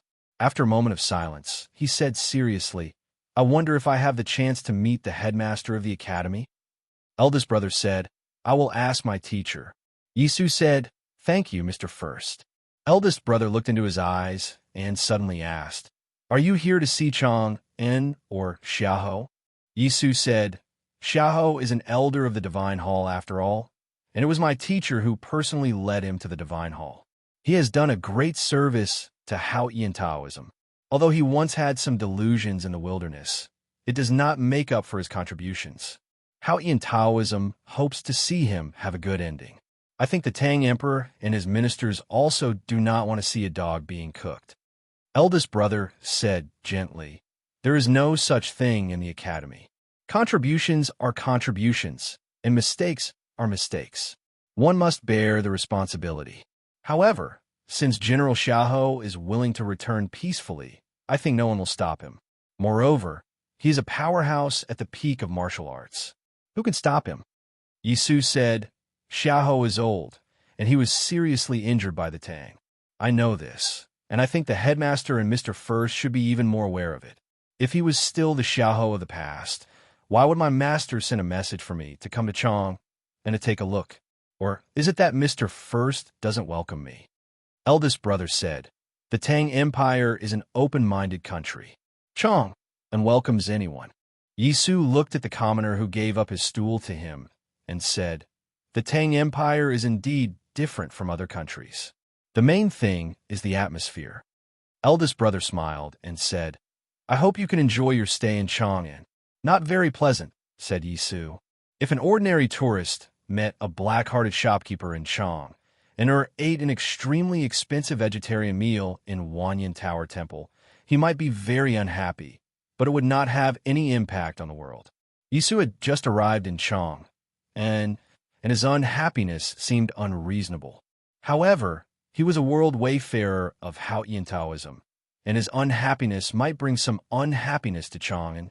Hearing him say that he was unhappy, even eldest brother's expression gradually became solemn. He asked seriously, "What's the matter?" Yisu looked at the Taoist priest on the stone steps of the Taoist temple and said, "This place is not pleasant." Eldest brother turned around and silently listened to the Taoist priest preaching for a while. After listening to the neighbor's questions, he roughly understood where Yisu's unhappiness came from. For thousands of years, The Jisho Abbey had always been very dissatisfied with the preaching of Hao-Ian Taoism in the Tang Empire. However, these things were handled by the Sao school of Hao-Ian Taoism, especially since the Tang Empire had the Academy and the Iron Cavalry. Therefore, the West Hill Divine Palace had never been able to make a deeper impact. However, when a proud son of Hao-Ian like Yi Su suddenly heard a discussion in a remote alley of Chong, and that was completely different from the rest of the world, he was naturally unhappy. Eldest brother said, "Believing in Hao-Ian doesn't mean believing in Hao-Ian Taoism, and it doesn't mean that you can't raise your own questions about the teachings of the West Hill Divine Palace." Yi Su quietly looked at the scholar in front of him. He had seen him by the Hullen Sea, but it was not a chance for them to have a long and peaceful conversation on the city wall of Chong, unlike today. Therefore, he looked carefully and seriously, trying to understand why this person could sit on the other side of the line. He thought he had already understood some parts. "What about you people from the academy?" Yi Su looked at eldest brother's eyes and said calmly, "I can understand you. I know that you don't even believe in Hao-Ian. So do you think that you can even doubt Hao-Ian?" Eldest brother smiled slightly and did not deny or defend himself. Yi Su also smiled. His smile seemed indifferent and cold.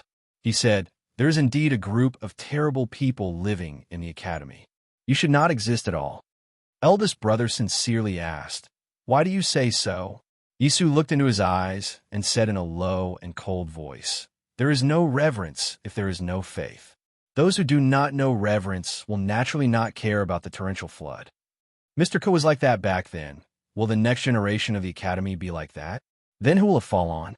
You or Mr. Second, or that guy Ning K?" Eldest brother looked at him and said calmly, "The academy only teaches us the truth, not the faith. In fact, among my younger brothers and younger sisters, there are a few devout Hao-Ian believers. However, we believe in another saying. Being able to have no faith is actually a kind of faith. Not having faith was actually a kind of faith." Yi Su frowned slightly and repeated this sentence in his heart. He seemed to be thinking about something. Eldest brother said, "If one day in the future you can agree or even just respect our faith, then you will actually have the same faith." Yi Su looked up at the sky. The branches of the yellow-leaf trees on the street in autumn cut the sky above their heads, but they could not stop the clear sunlight from shining down from the vault of heaven and then shining on everything. Hao-Ian's divine light shines on the world. When it falls on the flowers bloom. When it falls on the trees sprout. When it falls on the fields, they're ears of grain. Flowers can entertain the eyes, trees can provide shade, and ears of grain can make people live. Then they wither and fall into the dust, turning into nutrients to nourish the earth, and the earth regenerates everything. Yi Su looked at the autumn sunlight that leaked through the branches, and his eyes gradually emitted a faint luster. He said calmly and firmly, "Everything in the world originates from Hao-Ian. Hao-Ian has given everything to human beings, including life. And the dignity and freedom of civilization are attached to life. Therefore, faith in Hao-Ian is not faith, but the way the world should operate." Eldest brother imitated him and looked up at the sky. His eyes fell on the clear autumn sky, but he did not have the same feelings as Ning Quebec. He only felt that the sun was a little too strong today, and the air in Chong and was not good recently. He wondered which iron furnace workshop was violating the rules again. Yi Su withdrew his gaze from the sky and noticed that the scholar beside him was obviously distracted. He could not help but feel a little unhappy. Eldest brother felt his gaze and rubbed his eyes awkwardly. Then he said seriously, "The Academy has never wanted to deny that Hao-Ian has given everything to the world, but this does not mean that everything in the world belongs to Hao-Ian." Yi Su said, "You are twisting the truth." Eldest brother said, "Just like our parents gave us flesh and life, it does not mean that everything we have belongs to our parents. Because we learn the way of learning from our teachers, the way of getting along with our companions, and the way of nature from the fields. These acquired things are our own." Yi Su asked, "What about the headmaster?" For the disciples of the back of the mountain of the academy, the headmaster was their faith. Yi Su's question seemed very simple, but in fact, it was the most difficult one to answer. Eldest brother thought about filial piety for a moment and said, "The headmaster once said that human beings should respect their teachers, but they should also respect reason. If the headmaster is wrong, we, as his students, should certainly point out his mistakes. This is the true way of a disciple, and it is also the way of faith, in my opinion." Yisu looked at him and asked sarcastically, "May I ask, Mr. First has studied under the headmaster for many years. Have you ever seen the headmaster make mistakes? And how many times have you pointed out his mistakes?" Eldest brother could not help but be speechless. He thought that among all the disciples of the back of the mountain of the academy, only Jun Yin had dared to speak out against the headmaster. In the past 6 months, youngest brother seemed to have been this brave, but only he had not pointed out any mistakes of the headmaster. He did not feel ashamed, because in his view, the headmaster was indeed a perfect person without any shortcomings. But he was very clear that Yisu would definitely think that his statement was absurd. Looking at his embarrassed expression, Yisu sneered and felt indescribably happy. He thought that even if you were on the side and I was on the side, there were still times when you were not as good as me. Eldest brother suddenly thought of something, and his eyes suddenly brightened. He clapped his hands and said happily, "For years ago, the headmaster put an extra spoonful of soy sauce when he was cooking braised pork. I pointed it out on the spot." Yisu was startled and asked coldly, "Can that be counted?" Eldest brother said seriously, "Of course it can be counted." Yisu's eyebrows twitched slightly, and his emotions reached the critical point of exploding. Since many years ago, he had always regarded the scholar beside him as a goal to pursue, and thought that he was a very respectable opponent. But he did not expect that after getting to know him, he found that he did not have any demeanor of a master at all, and was no different from those poor scholars who failed to pass the examinations. Eldest brother noticed that the sword style in Yisu's eyes was getting brighter and brighter, and could not help but feel helpless, thinking that he was indeed not good at fighting. "The truth is not clear without debate," eldest brother said. "Since we have different ideas, why don't we listen to the opinions of these ordinary people?" Yisu looked at the Chong and citizens who were sitting in their chairs, leaning back and forth and looking relaxed. He frowned and said, "Since when does a goshawk need to care about the opinions of ants?" Eldest brother shook his head and said, "In fact, we did not fly that high." Yisu thought for a moment and then walked into the crowd. Eldest senior brother smiled faintly and followed. "There is one more chapter. To be continued. If you like this work, you are welcome to vote for it and vote for it. Your support is my biggest motivation." Chapter 461. The eldest brother and Yisu walked to the stone steps and whispered to the Taoist. The Taoist was a little surprised and unhappy, especially when he clenched his right fist in his sleeve and waited for a long time without receiving any money. He was even more dissatisfied. However, when he looked at the Taoist bun on Yisu's head, the Taoist found that he had lost all courage to stop them and could only remain silent. The dozen or so neighbors who came to the small Taoist temple to listen to the preaching of the scriptures were immersed in the historical story told by the Taoist. They occasionally questioned, but still listened with great interest. At this time, they suddenly found that the preaching was interrupted and 2 people stood in front of the Taoist. They could not help but be surprised. Yisu's face was expressionless. For him, if it was not for the ideological battle with Mr. First of the Academy, he had no interest in talking to these ordinary people in this chaotic world. Next, I will explain the essence of the 3 essentials of Haotian Taoism. Then he looked at the eldest brother and said, "Mr. First is welcome to ask any questions." The eldest brother nodded calmly. Yisu began to talk about his understanding of Haotian Taoism. The eldest brother occasionally raised his doubts. One was the world wayfarer of Haotian Taoism and the successor of the Jisho Abbey. He studied the scriptures of Haotian Taoism since he was a child and later traveled to many countries. He broke through the barrier of life and death and had a deep understanding of morality. He was the most outstanding person in the world. The other was Mr. First of the Academy, the first disciple of the headmaster of the Academy. He was well-versed in the 6 arts and had followed the headmaster of the Academy to travel around the world. His state was unfathomable. Although his words and actions were slow, he was the most intelligent person. At this moment, they were debating with each other in front of the crowd. Naturally, the two of them weren't as calm and direct as they were when they were talking in private. Both of them looked for evidence from the ancient books and notes of famous experts, and they looked for comrades. Their words were brief but not comprehensive, and then they became profound. Every word they said contained an extremely deep meaning, no matter how one looked at it.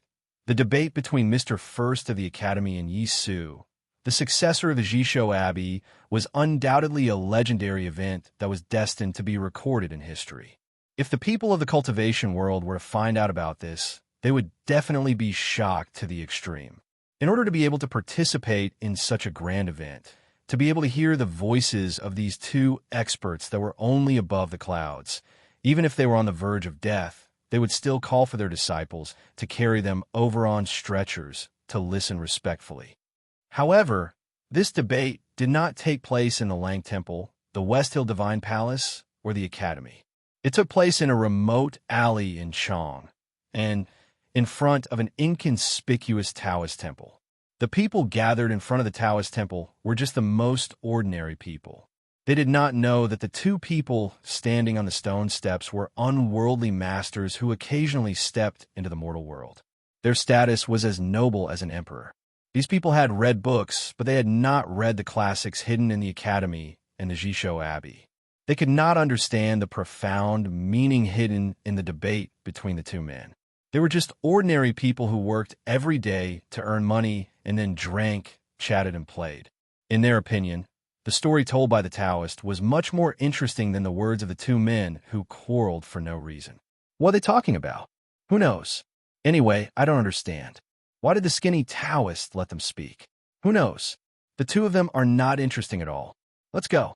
Didn't the skinny Taoist say that we can take a jar of wine home after the lecture? If we leave now, can we still take it? If we can't take it, why should we waste so much time here? I really can't listen anymore. What the hell is this? I'm going to fall asleep if we don't leave. Don't mention that jar of wine to me. I'd rather not drink it than continue to listen. That's true. Then let's go. The debate in front of the small Taoist temple that could make the entire cultivation world go crazy did not attract the attention of ordinary people at all. The people under the stone steps discussed and were extremely annoyed. Then they gradually dispersed. The debate on the stone steps had entered the most critical moment. The eldest brother and Yi Su frowned and thought hard. They were extremely careful with every word they said. They did not notice what was happening around them at all. After an unknown period of time, when they came to their senses, they found that the front of the Taoist temple had become extremely quiet. The people from before had disappeared. The autumn wind blew the fallen leaves, and the autumn leaves crushed the alley. Only the cold and awkward atmosphere accompanied the two. The skinny Taoist looked at the two of them and sighed helplessly. He said, I bought more than 20 jars of wine to gather so many believers to listen to the lecture. In the end, they were all driven away by you. I really don't understand. What are you doing here? Are you here to cause trouble? The eldest brother was a little embarrassed. Isu was a little angry. After a long silence, he said, If you think that the incense money is too little, I'll stay. I'll earn enough incense money for you. The Taoist looked at the Taoist bun on his head and could not say anything to refuse. He just wanted to cry in his heart and thought, Are you going to destroy this small Taoist temple of yours? The eldest brother looked at Yi Su and said with a bitter smile, It seems that the so-called struggle of ideas is meaningless. Because if you're always floating in the clouds, how can you land? I don't have a residence in Chang'an City, so I'll stay in this Taoist temple for the time being. Yi Su looked into his eyes and said straightforwardly, I came to Chang'an City not only to see Xiaoho, but also because of that matter. I heard from my master that you had been sitting on the other side of the black line 15 years ago. Since you also experienced it, in your opinion, is that youngest brother of yours the one? The eldest brother smiled slightly and did not answer the question. He turned around and left the small Taoist temple. Walking out of the general's mansion, Ning Ke noticed the spies who were hiding in the streets but did not deliberately cover their tracks. He knew that many bigwigs in the imperial court were concerned about the story between him and Xiaohou. After a moment of silence, he walked down the stone steps and gently patted the big black horse's head. During this period of time, he had many things to do and needed a more convenient means of transportation. The iron horse carriage left by his teacher Yin Sei could not be as light as a feather because his state was not high enough. An ordinary horse could not pull it at all, so he brought the big black horse out from the back of the mountain of the academy. The big black horse obviously did not feel proud and moved because the carriage behind it was too heavy. Compared to this, it would rather continue to be bullied by the wooden fish in the academy. The completely black horse carriage drove to the Yinming Lake. Ning Kai sat in the carriage, leaning against the back of the carriage and resting with his eyes closed. He looked a little tired. Earlier in the autumn garden of the general's estate, he'd sat across from Xiaohou and discussed the Tao. They talked about the stories of the past and the gratitude and grudges between them. Even though they hadn't made it clear, it had tempered and tested his mind. There was a faint fragrance of osmanthus outside the carriage window. He thought that it was the osmanthus in the He family's mansion, and it had actually bloomed at this time. At this moment, something in his arms suddenly warmed up. The heat spread through the black academy uniform into the air in the carriage, making the fragrance of the osmanthus even stronger. Ning Kai opened his eyes and reached into his arms to take out the array I pestle tightly wrapped in cloth. He felt the clear heat coming from his palms and slowly raised his eyebrows with a solemn expression. After entering the palace to study and meditate, he now had a deep understanding of the big tactical array of Chong and city. Although he was still far from the state and means of his master Yen Sei, his mind had gradually connected with Chong and city, and he could perceive everything this magnificent city wanted to tell him. Ning Kai sensed that a peerless powerhouse had entered Chang'an. At this moment, it was the moment when Yi Su entered Chang, and with the grain team from other counties. Ning Kai did not know that the powerhouse who had come to Chang and was Yi Su. He only knew that the other party was very strong, so strong that the array I pestle began to slightly heat up. He could not help but have a very strong sense of vigilance in his eyes. He said to the black horse in front of the carriage, "Turn around and go to the academy." Ning Kai turned to the academy because he was very clear that with his state and strength, he could not deal with the powerhouse who had come to Chang'an. In addition, in fact, he also used this as an excuse to ask his teacher some questions. Some questions that the academy had never discussed, but had always been like firewood in his heart. After entering the back of the mountain of the academy, Ning Kai heard the sound of the waterfall and came to the hut. Ning Kai did not see the headmaster. It was obvious that the headmaster did not want to answer his questions, so he did not want to see him. Then he left the hut, bypassed the waterfall, and came to the precipice. He slowly walked along the steep stone path hidden in the precipice and returned to the cliff cave where he had lived for 3 months. The wisteria on the roof corridor had long withered. The wisteria fruits were not stewed by Sang Sang, but became food for the ants on the ground. Standing on the edge of the cliff, Ning Kai looked at the sea of clouds in front of him and Chong, and on the other side of the sea of clouds. He was silent for a long time, analyzing the headmaster's attitude by avoiding to see him. After an unknown period of time, eldest brother walked to his side and looked at the distant Chong and city. He said, "The person who came is Yi Su." Ning Kai had already felt that the person who entered Chong and city was a peerless powerhouse, so he was not surprised to hear Yi Su's name. Eldest brother looked at him and suddenly said, "Everything in the past, such as yesterday's death." Ning Kai knew that eldest brother was trying to persuade him. He did not want to say anything, but when he looked at the distant Chong and city shrouded in the autumn sunshine, he suddenly had the idea to say something. "But I did not die yesterday. They all died."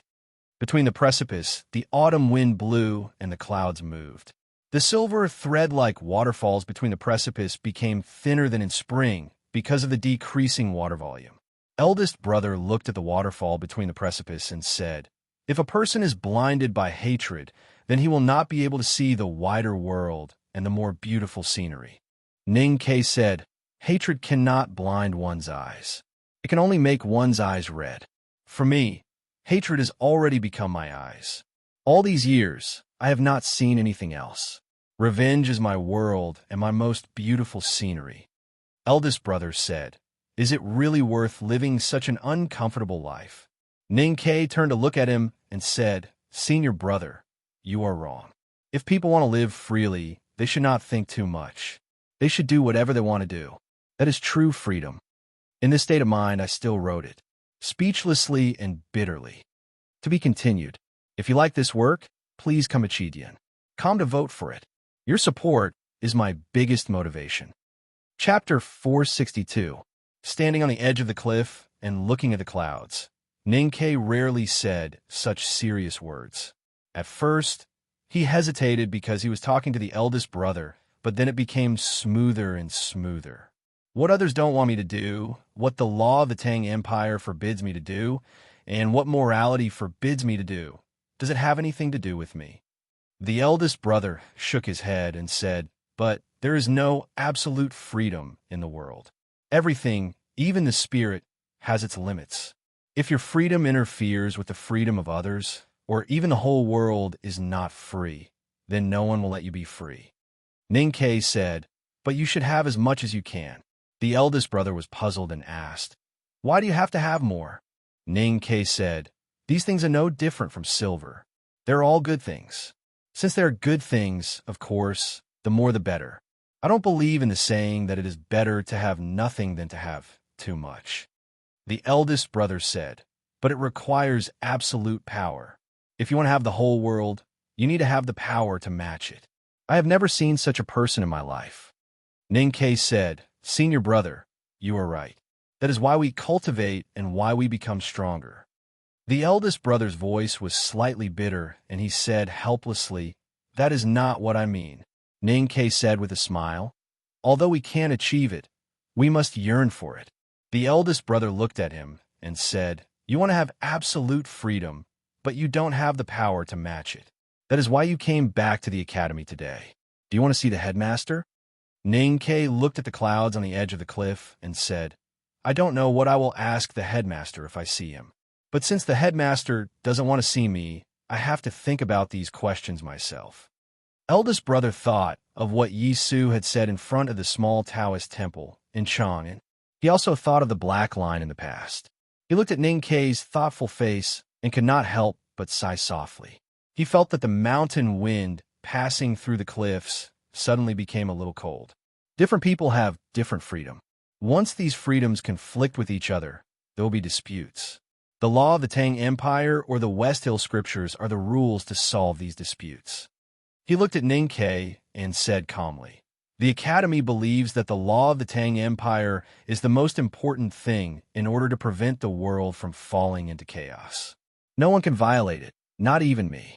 And as a disciple of the Academy, I will take the initiative to maintain the dignity of the law of the Tang Empire. I hope you can clearly understand this." Ninkei was not surprised to hear eldest brother's warning and nodded. Eldest brother looked at him and suddenly asked curiously, "What are you going to do next?" Ninkei was silent for a long time and then said, "I don't know either." Eldest senior brother asked in confusion, "Then what junior brother said to me earlier?"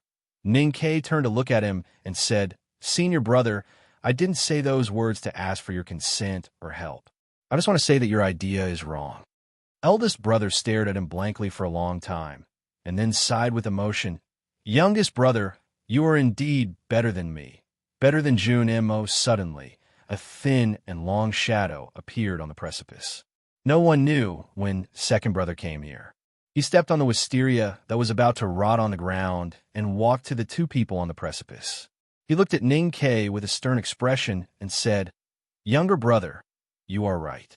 The most important meaning of life is not victory, but fighting. So if you want to fight, then fight." Ninkei looked at him and suddenly laughed. He said, "Second brother, you are also wrong." Eldest brother and second brother were stunned at the same time. They thought that youngest brother was indeed extraordinary and dared to point out the two senior brothers' mistakes at the same time. It should be known that no one in the back of the mountain of the academy had dared to do so over the years. Ninkei said calmly, "The most important meaning of life is not to fight." Second brother frowned and said, "Then what is it?" Ning Ke said, "It is to fight and then win."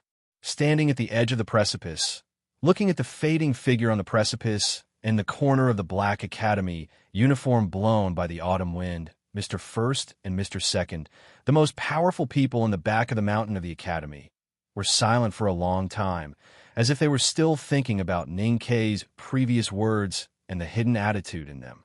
Second brother sighed and said, "Everyone thinks that youngest brother has the lowest state in the Academy, but now it seems that his state is actually higher than ours." The state mentioned here did not refer to the state of cultivation, but the state of mind. The headmaster of the Academy walked out of the cliff cave. Eldest brother and second brother stood on both sides and bowed respectfully. The headmaster of the Academy walked to the edge of the cliff and watched Ning Ke walk down the stone path and disappear into the narrow gorge. His two white eyebrows slowly floated up, and he smiled slightly, as if he was very satisfied with his youngest disciple. Eldest brother asked in distress, "Teacher, can hatred really not be eliminated?" The headmaster said, "Strong emotions such as love and hatred are the difference between human beings and beasts. It is the key to prove that one is a human being. If one could even get rid of these, what difference is there between him and beasts? People often say that those who do not hate lightly are usually ungrateful. This is the truth. Silly boy, there is no way to eliminate this feeling, and this hatred will never end.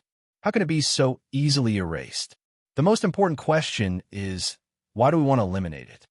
The headmaster of the Academy's words still could not help eldest brother get rid of this lost emotion.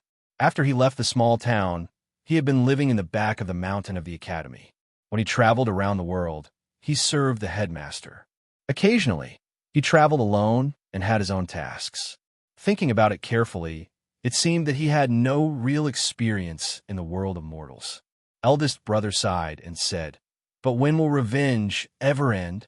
The headmaster of the Academy frowned slightly and said unhappily, "I told you long ago not to read those useless, boring, tasteless, and shameless scriptures of Buddhism.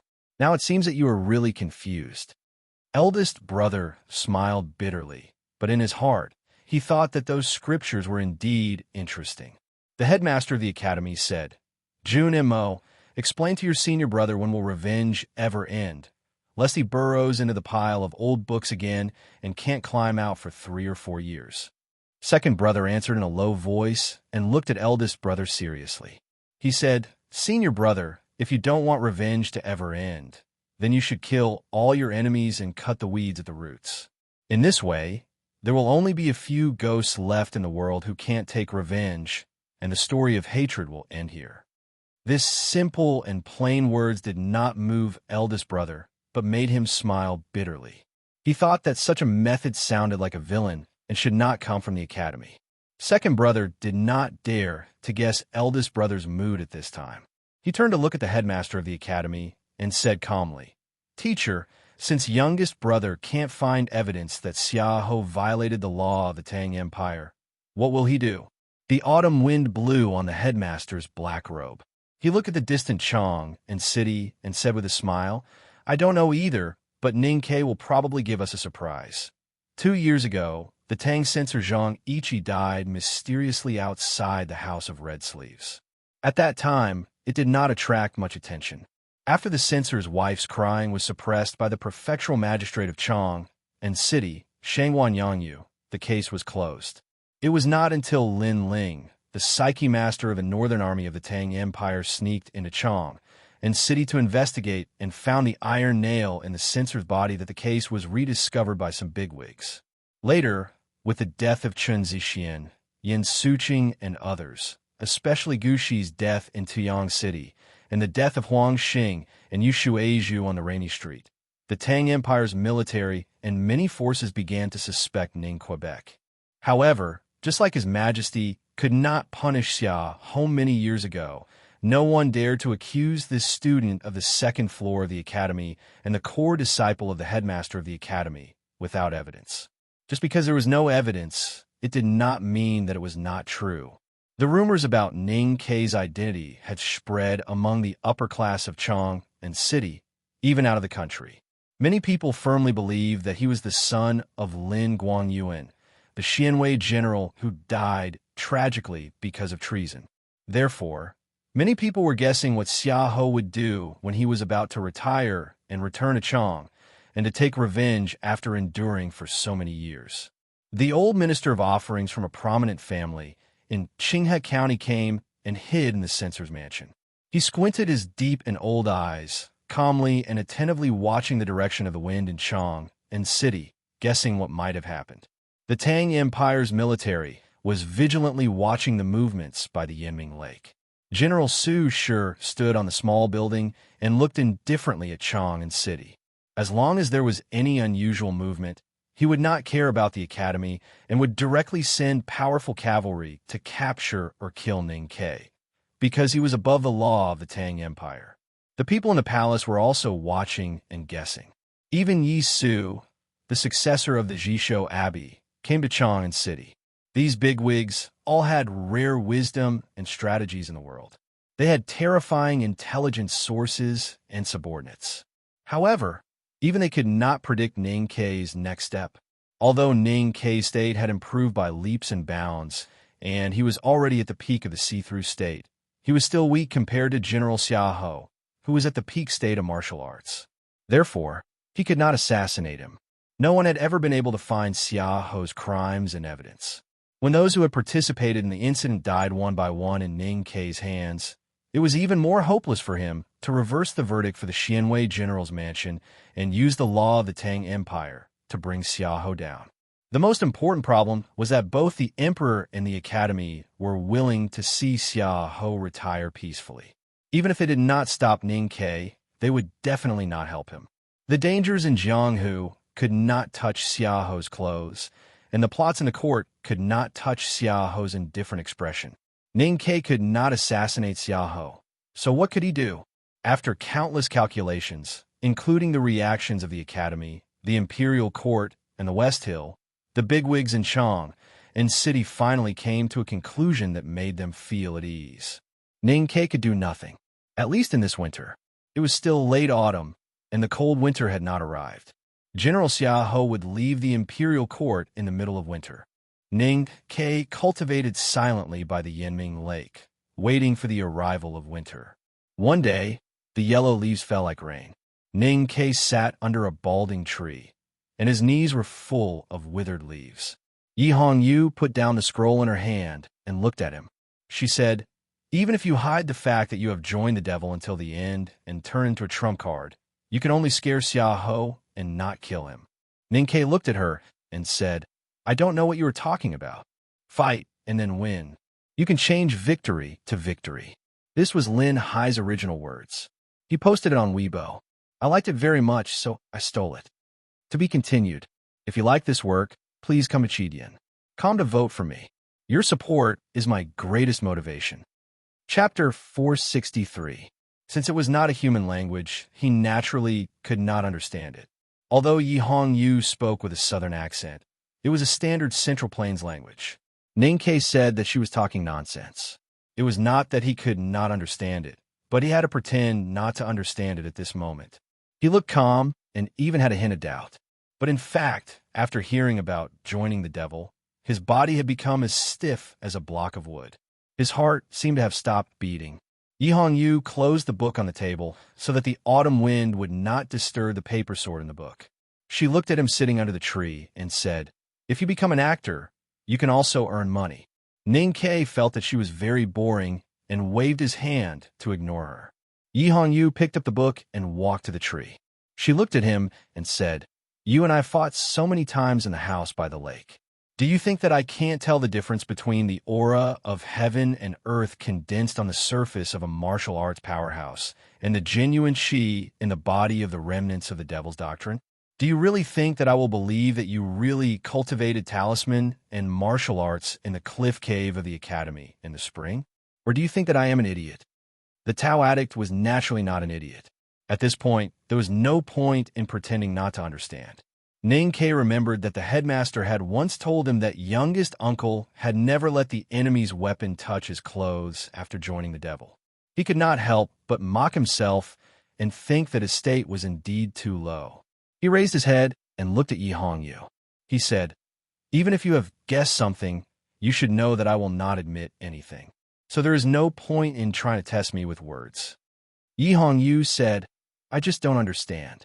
During the second half of the trip to the wilderness, you were always in my sight. When did you pick up the cultivation method of the devil's doctrine? She looked down at him and continued expressionlessly, what I want to know is, where did the devil's doctrine genuine chi in your body come from? Master Lotus or Mr. Ku? Ning Ke shook his head and said, I don't understand what you're saying. Yi Hongyu frowned slightly and said, why are you still pretending at this point? Ning Ke said, there are some things that need to be pretended until the end. Although you have been expelled from the West Hill Divine Palace, you have said that you will dedicate your life to Haotian. So why do you think that I will be stupid enough to admit anything in front of you and be remembered by you? Yi Hongyu looked at him and said sarcastically, are you afraid? Ning Ke said, although I haven't seen much about the West Hill Divine Palace's attitude towards the remnants of the devil's doctrine, especially the horrible means of the judicial department, I know a lot about it. Yi Hongyu smiled mockingly and said, I didn't know that a disciple of the academy like you would be so timid. Without any evidence, as long as the headmaster of the academy is alive, who could do anything to you? Of course I understand. In this world, power always speaks. When youngest uncle traveled the world, the West Hill Divine Palace did not even dare to let out a fart. This is the reason. Ning Ke said, I am much weaker than youngest uncle. But as long as Haotian Taoism cannot suppress the academy, the headmaster of the academy will still exist in this world. No matter what you know, you can only pretend that you don't know, just like what I'm doing now. Because no one can bear the consequences of the truth being exposed. Then he smiled and continued, but don't expect the current state of the world to tempt me to admit anything.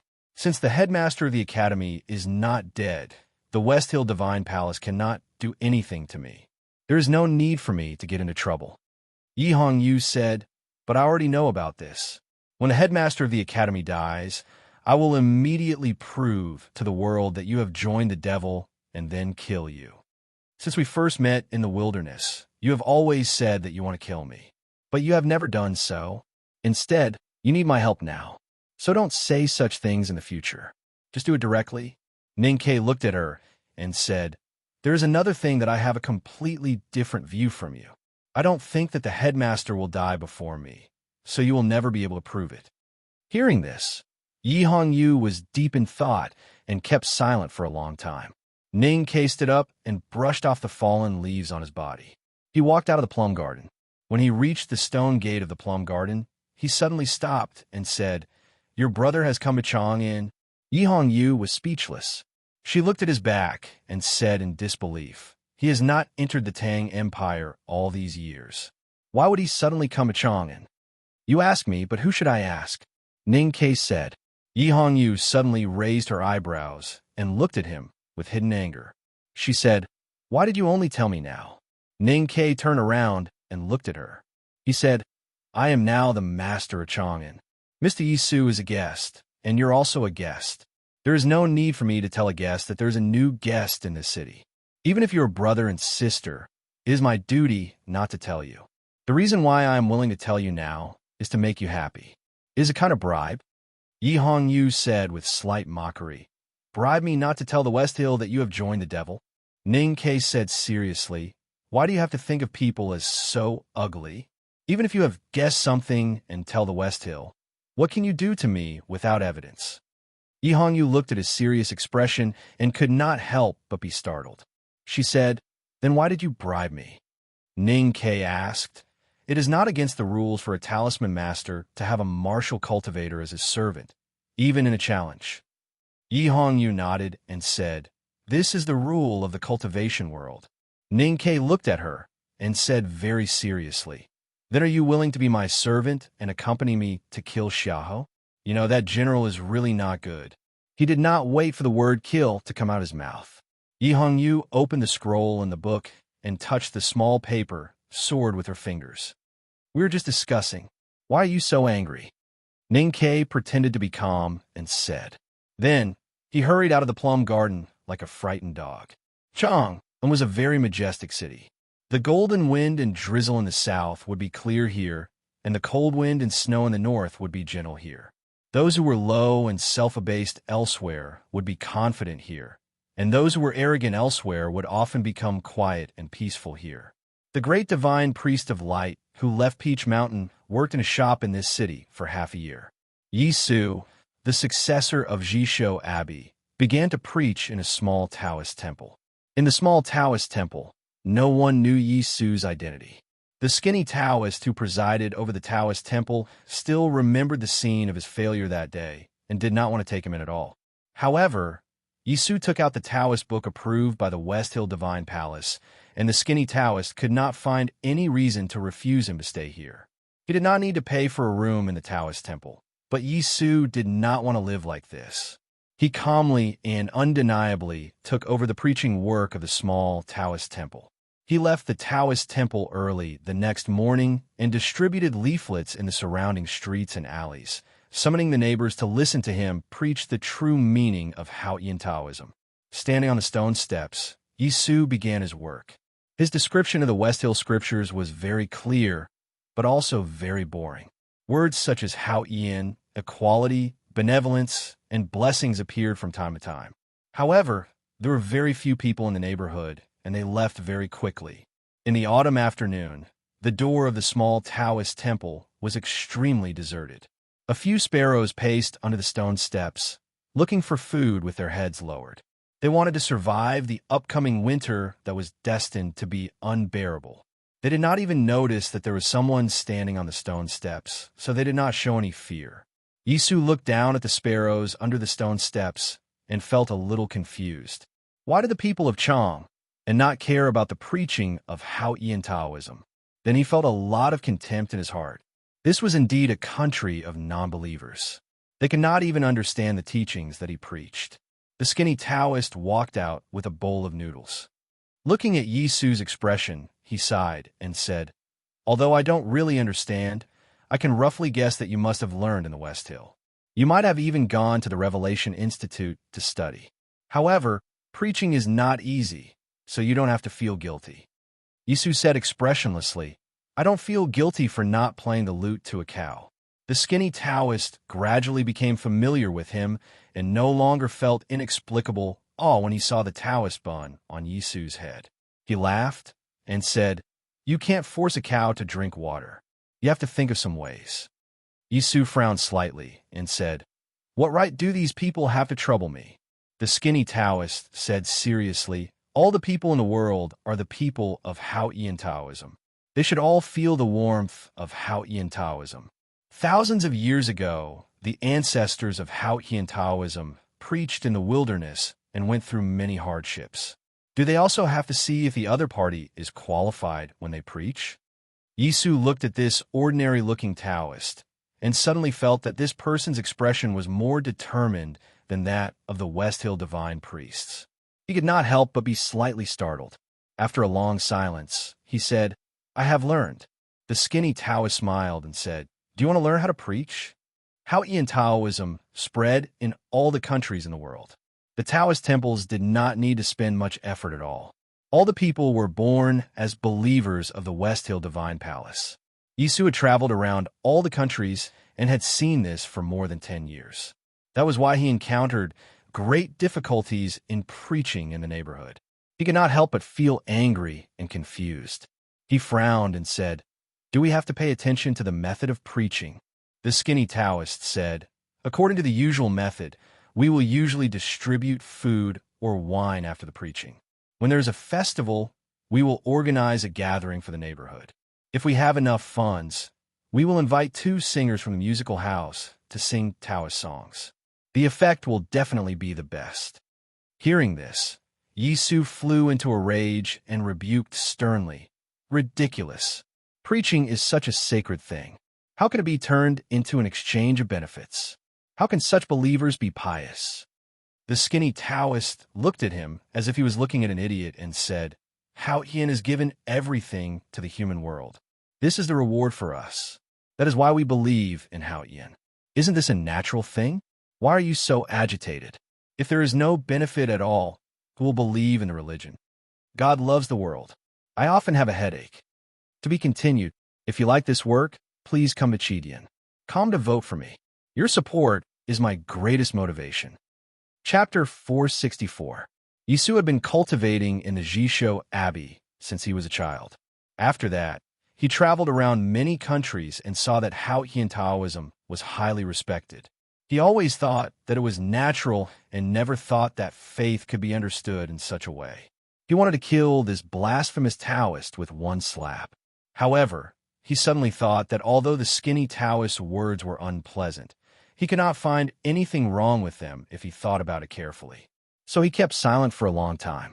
The sparrows at the bottom of the stone steps woke up because of the stifling atmosphere. They chirped twice, flapped their wings, and ran away to hide in the shadows of the autumn trees. Yisu woke up from his silence and looked at the skinny Taoist expressionlessly. He said, "Please continue." The skinny Taoist looked at him and smiled. He said, "In fact, at least 90% of the Tangs are believers of Haotian Taoism. However, they are different from the believers in the South Jin Kingdom and the Kingdom of Song. They do not have the patience to participate in missionary activities. Therefore, if you want to strengthen their faith in Haotian, missionary activities are not the best way." Yisu said, "Then what method should I use?"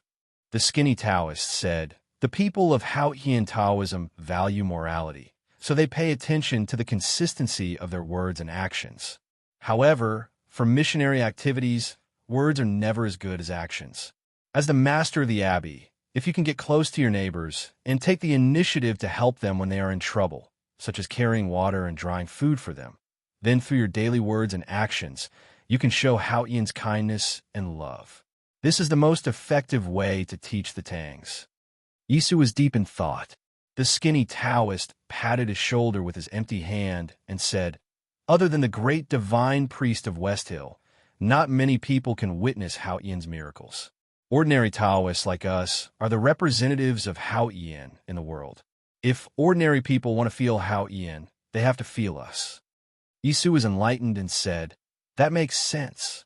The skinny Taoist sighed and said, "It has been 23 years since I left West Hill. Although the Tang Empire is not as glorious as other countries, I am happy to guard this small Taoist temple. I heard that in other countries, the Taoists are tyrannical and the envoys sent by the Divine Hall are even more arrogant and extravagant. How can people truly respect Haotian? The only thing left is fear. Those Taoists are not the representatives of Haotian. They are the shame of Haotian." Yisu did not want to discuss the affairs of Haotian Taoism in the secular world. He looked at the bowl of noodles in his hand and said, "If you don't eat, the noodles will get cold." Only then did the skinny Taoist remember that he had a bowl of noodles in his hand. He quickly handed it to him and said, "This is for you. If you don't eat your fill, you won't have the strength to preach." Yisu quietly looked at the bowl of noodles in his hand and suddenly said, "I'll try your method." A drop of rain suddenly fell into the bowl of noodle soup. Yisu and the skinny Taoist looked up and saw raindrops falling from the sky. An autumn rain fell without warning. The late autumn rain was out of everyone's expectations. The intensity of the rain was even more rare. Some of the neighbors next to the small Taoist temple thought that the rainy season was over, so they didn't repair their roofs. The sudden attack of the rain caused the roof to leak. After eating the noodles, the autumn rain gradually stopped. The skinny Taoist brought Yisu and two little Taoist boys to the street and began to help the neighbors to drain the water and repair the roof. Yisu had done many things, such as freezing the world with a sword, laughing at the messengers of the underworld in his life, and ignoring all the trifles of the secular world above the clouds. However, he had never repaired the roof damaged by the autumn rain. So he climbed up the stairs to the roof and began to clean and replace the black tiles. His movements seemed a little clumsy. However, he was after all the first person in the younger generation of Haotian Taoism. His sister Yi Hongyu, whom he ignored indifferently, was known as the Tao addict in the West Hill Divine Palace. So he became more and more skilled in removing the tiles and wiping the oars, and his speed became faster and faster. The neighbors below the wooden ladder who were responsible for helping him changed from 1 to 4, but they still couldn't keep up with his speed. Gradually, In the streets after the autumn rain, people subconsciously surrounded him. They looked at the flying tiles on the street and watched him smear the mortar like he was painting mountains and rivers. They let out exclamations from time to time. Hearing the exclamations and exclamations from time to time in the streets, Yisu's face was expressionless. He didn't feel proud because of this, because this kind of thing wasn't difficult at all. He only calmly and silently removed the tiles and smeared the mortar. He just did it casually, just like what he did in the past. The puddles on the street evaporated into steam by the autumn sun, shrouding the houses. The trees that had lost most of their leaves dozed off in boredom by the street. People looked at the secular Taoist from the small Taoist temple on the eaves and enjoyed the scene in front of them, so they didn't notice the scene on the street. A plump figure walked out of the water vapor formed by the rainwater. Chinpipi walked along the stone street, stepping on the rainwater, and walked to the periphery of the crowd. He looked up and squinted at the figure on the eaves. It didn't take long for him to recognize the person's face. His originally half-squinted eyes suddenly opened wide, the rims of his eyes red, and tears flowed down. He looked at Yisu on the roof and shouted in a trembling voice, "Senior brother!" Yisu was on the roof, using bamboo ropes to tie some wooden sticks that had been separated from the eaves. Hearing the voice from outside the crowd below, he slowly turned his head. He looked at the fat young man outside the crowd, and an extremely sincere smile appeared on his usually emotionless face. He said happily, "You've come?" Chunpipi looked at Yisu on the roof and said with tears streaming down his face, "Senior brother, what happened to you? Have you also been expelled from Taoism? Is that person really so cruel?" Yisu's expression was slightly stiff, as if he had become a gecko on the roof that had been dried by the sun. Chunpipi was still sad, looking at him with tears streaming down his face. Then he noticed that senior brother Yisu's left foot on the wooden ladder didn't seem to touch the surface of the ladder at all. Then he noticed that the clear sunlight after the rain sprinkled on Yisu's light white robe, emitting a very faint and clean luster, like the luster of jade. Chunpipi then realized that senior brother's state was much higher than when he was in the temple. What shocked him even more was that senior brother was in some kind of turning point at this moment. The small Taoist temple was facing the street, with an archway and eaves, and there was a shadow in the sunlight after the rain. The two stood in the shadow. Yisu looked at Chunpipi's round face and let out a sigh in his heart. Chunpipi looked at the faint luster on senior brother's body, suppressing the shock and fear in his heart, and said in a trembling voice, "Senior brother, what medicine did you take to get into such a situation? I have been keeping the heavenly power pill. If you really want to try to break the realm, you must tell me first, don't eat it blindly." In the path of cultivation, the further one went, the more difficult it would be. Just like climbing a dangerous peak, the last few steps were always the most difficult distance. As the successor of Jisho Abbey, Yisu had already walked to the deepest part of the path of cultivation more than 10 years ago. It was easier said than done to go further on this foundation. So when Chunpipi looked at Yisu on the roof, who was stepping on the wooden ladder as if he was stepping on flowing clouds, and his robe was faintly shining, he thought that Yisu must have taken a shortcut. Of course, Yisu did not take medicine, not even the most precious pills of Jisho Abbey, because since the beginning of cultivation, he had always believed that once a cultivator relied on the assistance of external forces, then he would never have a chance to reach the real shore in his life. It was not until Chunpipi said it twice in a row that he realized something was wrong.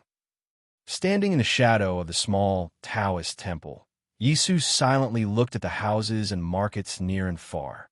He silently felt his Taoist heart, and found that his state, which had been rigid for more than 10 years, actually trembled and a crack appeared. He could not help but be shocked speechless. Chang'an was indeed not an ordinary city. At this moment, the nameless small Taoist temple welcomed another guest. This guest was a young girl in a green Taoist robe.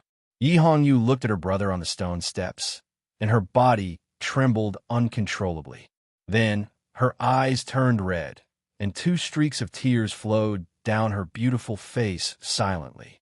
Yisu looked at his sister under the stone steps and frowned slightly. He said with some disgust, Why are you crying? Yi Hongyu's clear eyes overflowed with more tears, but she did not reach out to wipe them away. Instead, she looked at him stubbornly and discontentedly and said, "When he cries, you are moved. When I cry, you scold me." Yi Su's frown deepened a little. The only thing that could compare to Hao Ian's divine light was a human's vision, which could focus on one point and illuminate the world she wanted to see. Yi Hongyu looked at her brother with grievance and stubbornness, like a little girl who was scolded by her brother for stealing her roasted sweet potato. Her gaze fell on Chun Pippi, full of hatred. Chun Pippi lowered his head even more obediently. Yi Su looked at her coldly and said, "Who are you? How dare you stare at my younger brother so rudely?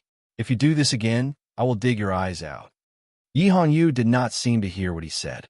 She still looked at Chun Pippi with hatred, as if she was looking at a dead man.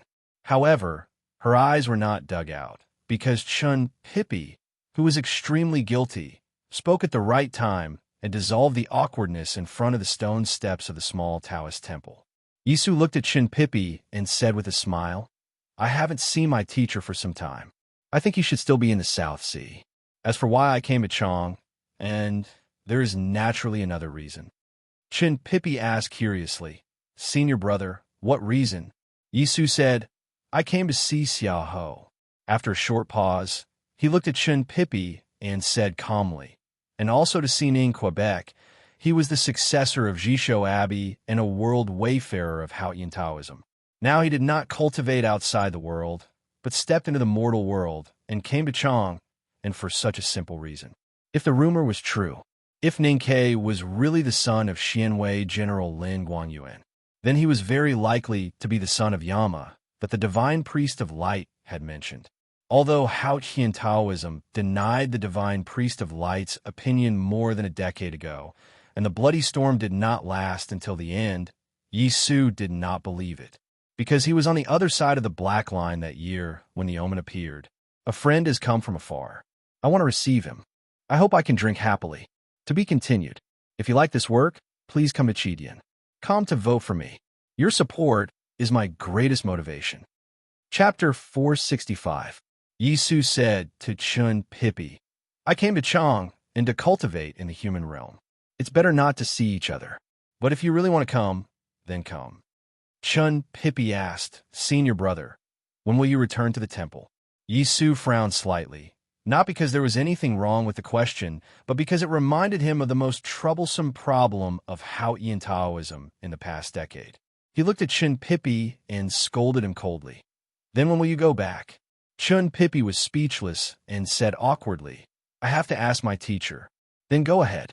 Yi Su looked at him expressionlessly and said, "Tell me when you have the answer." Chun Pippi was chased out of the small Taoist temple. Yi Su waved his sleeves and walked into the temple. Yi Hongyu followed behind him quietly.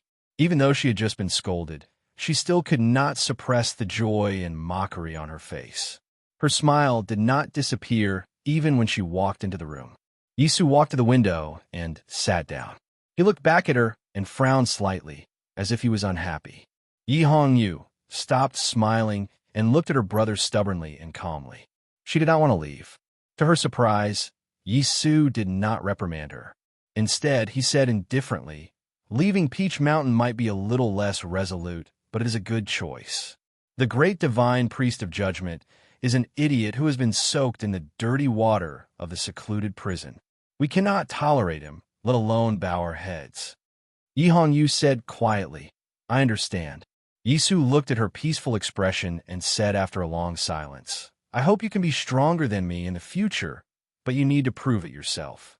Yi Hongyu pursed her lips and said, "I will prove it to my brother." Yi Su seemed to be satisfied with her answer and nodded. "Pippi will become the master of Haotian Taoism in the future. He needs the help of a true powerhouse. I believe you will not disappoint me." Hearing this, Yi Hongyu pursed her lips even tighter and lowered her head, refusing to respond. Because of her silence, Yi Su slowly raised his eyebrows like two emotionless Taoist swords. He said coldly, "Don't think that I don't know what you were trying to do when you secretly provoked my younger brother to leave the temple. Yi Hongyu looked up at him expressionlessly and said, "How Ian Taoism should have been yours." Yisu's voice was as cold as ice. "Say that again. So what if I say it 10,000 times? Brother, you're the world wayfarer of How Ian Taoism. You will definitely become a saint. How Ian Taoism is destined to be passed on to you." Yi Hongyu said stubbornly, "And I didn't say or do anything back then. I only told him that as long as he stayed in How Ian Taoism, the Abbey Dean would definitely pass on How Ian Taoism to him." Yisu scolded sternly. Pippi was still a child at that time. How could you say such things to him? This is the truth. Can a child accept the truth? Yi Hongyu said, "I was also a child then. I knew the truth. I really could not accept the truth, so I wanted to change something." Chun Pippi also knew that this was the truth, so he felt guilty. He felt that he had let you down. That was why he would never be able to defeat me. That was why he fled the Jisho Abbey after I said those words. Her voice was very calm, and her narration was very clear. Although what she talked about was related to the most important matter of How Ian Taoism's future, she did not show any fear. The expression on Yisu's face became more and more strange. It was not anger, but calmness to the extreme. Even his voice was extremely calm. Have you ever thought about the reason for his guilt? This voice was not the frozen surface of the lake, but the quiet water in a deep well. Younger brother felt guilty because he was kind. He respected and loved me, but he found out that Master had decided to pass on How Ian Taoism to him. That was why he was sad and left. Yisu looked at his sister expressionlessly and said, "You knew what he would do if you said that, but you still said it. You were taking advantage of his kindness and respect for me." Yi Hongyu said expressionlessly, "So what? Nothing." Yisu slowly raised his right hand. His white robe that was stained with rainwater and mud slid down his arm. He slapped Yi Hongyu's head with his palm. Yi Hongyu did not close her eyes. She stubbornly opened them and looked at her brother in front of her. Looking at the falling palm, there was only calmness in her bright eyes. Yisu's heart softened a little. The pity that he had forcibly erased in his heart reappeared.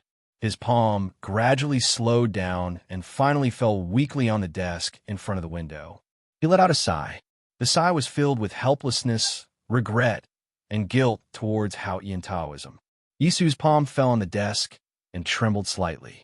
It seemed to be powerless, but in fact, it contained the cultivation and state of this peerless powerhouse of How Ian Taoism.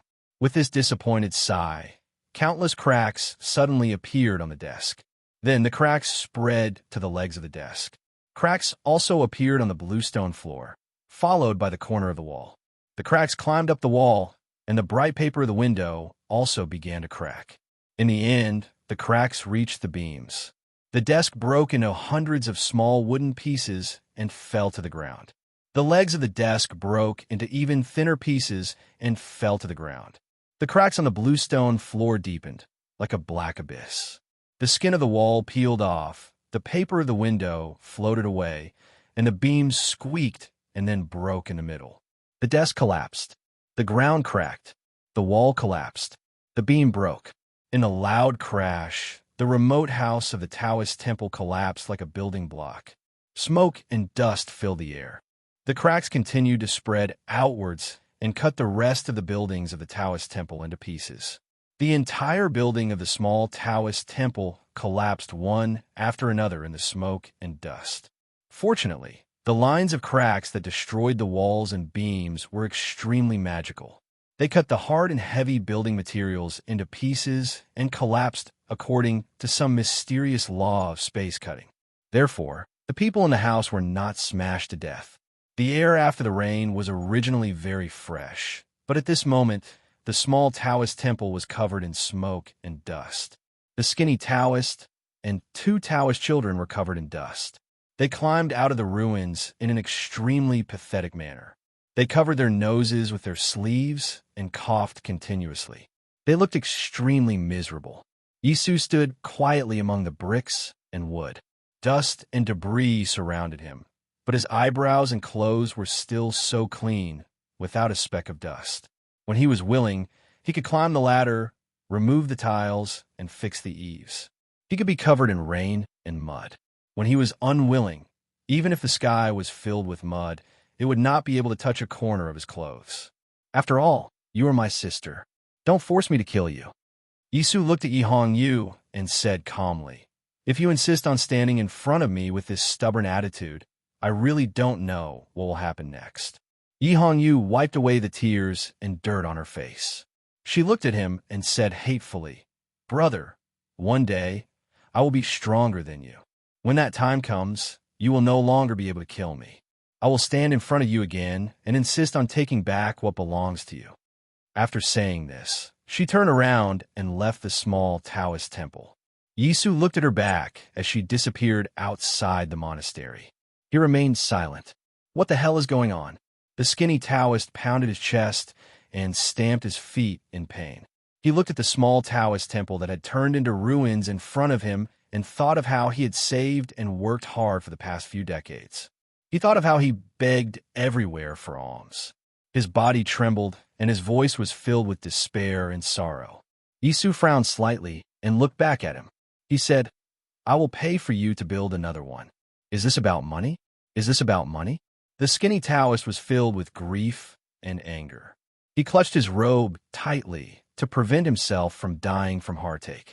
He shouted in a hoarse voice, I bought every brick and every piece of wood in this Taoist temple with my own hands. I know where they used to be, but what about now? Now, there is nothing left. I have forgotten where they should be. Is this about money? These are my lives. Is that something that money can buy? Yisu looked at the bricks and wood that had been cut into tiny pieces.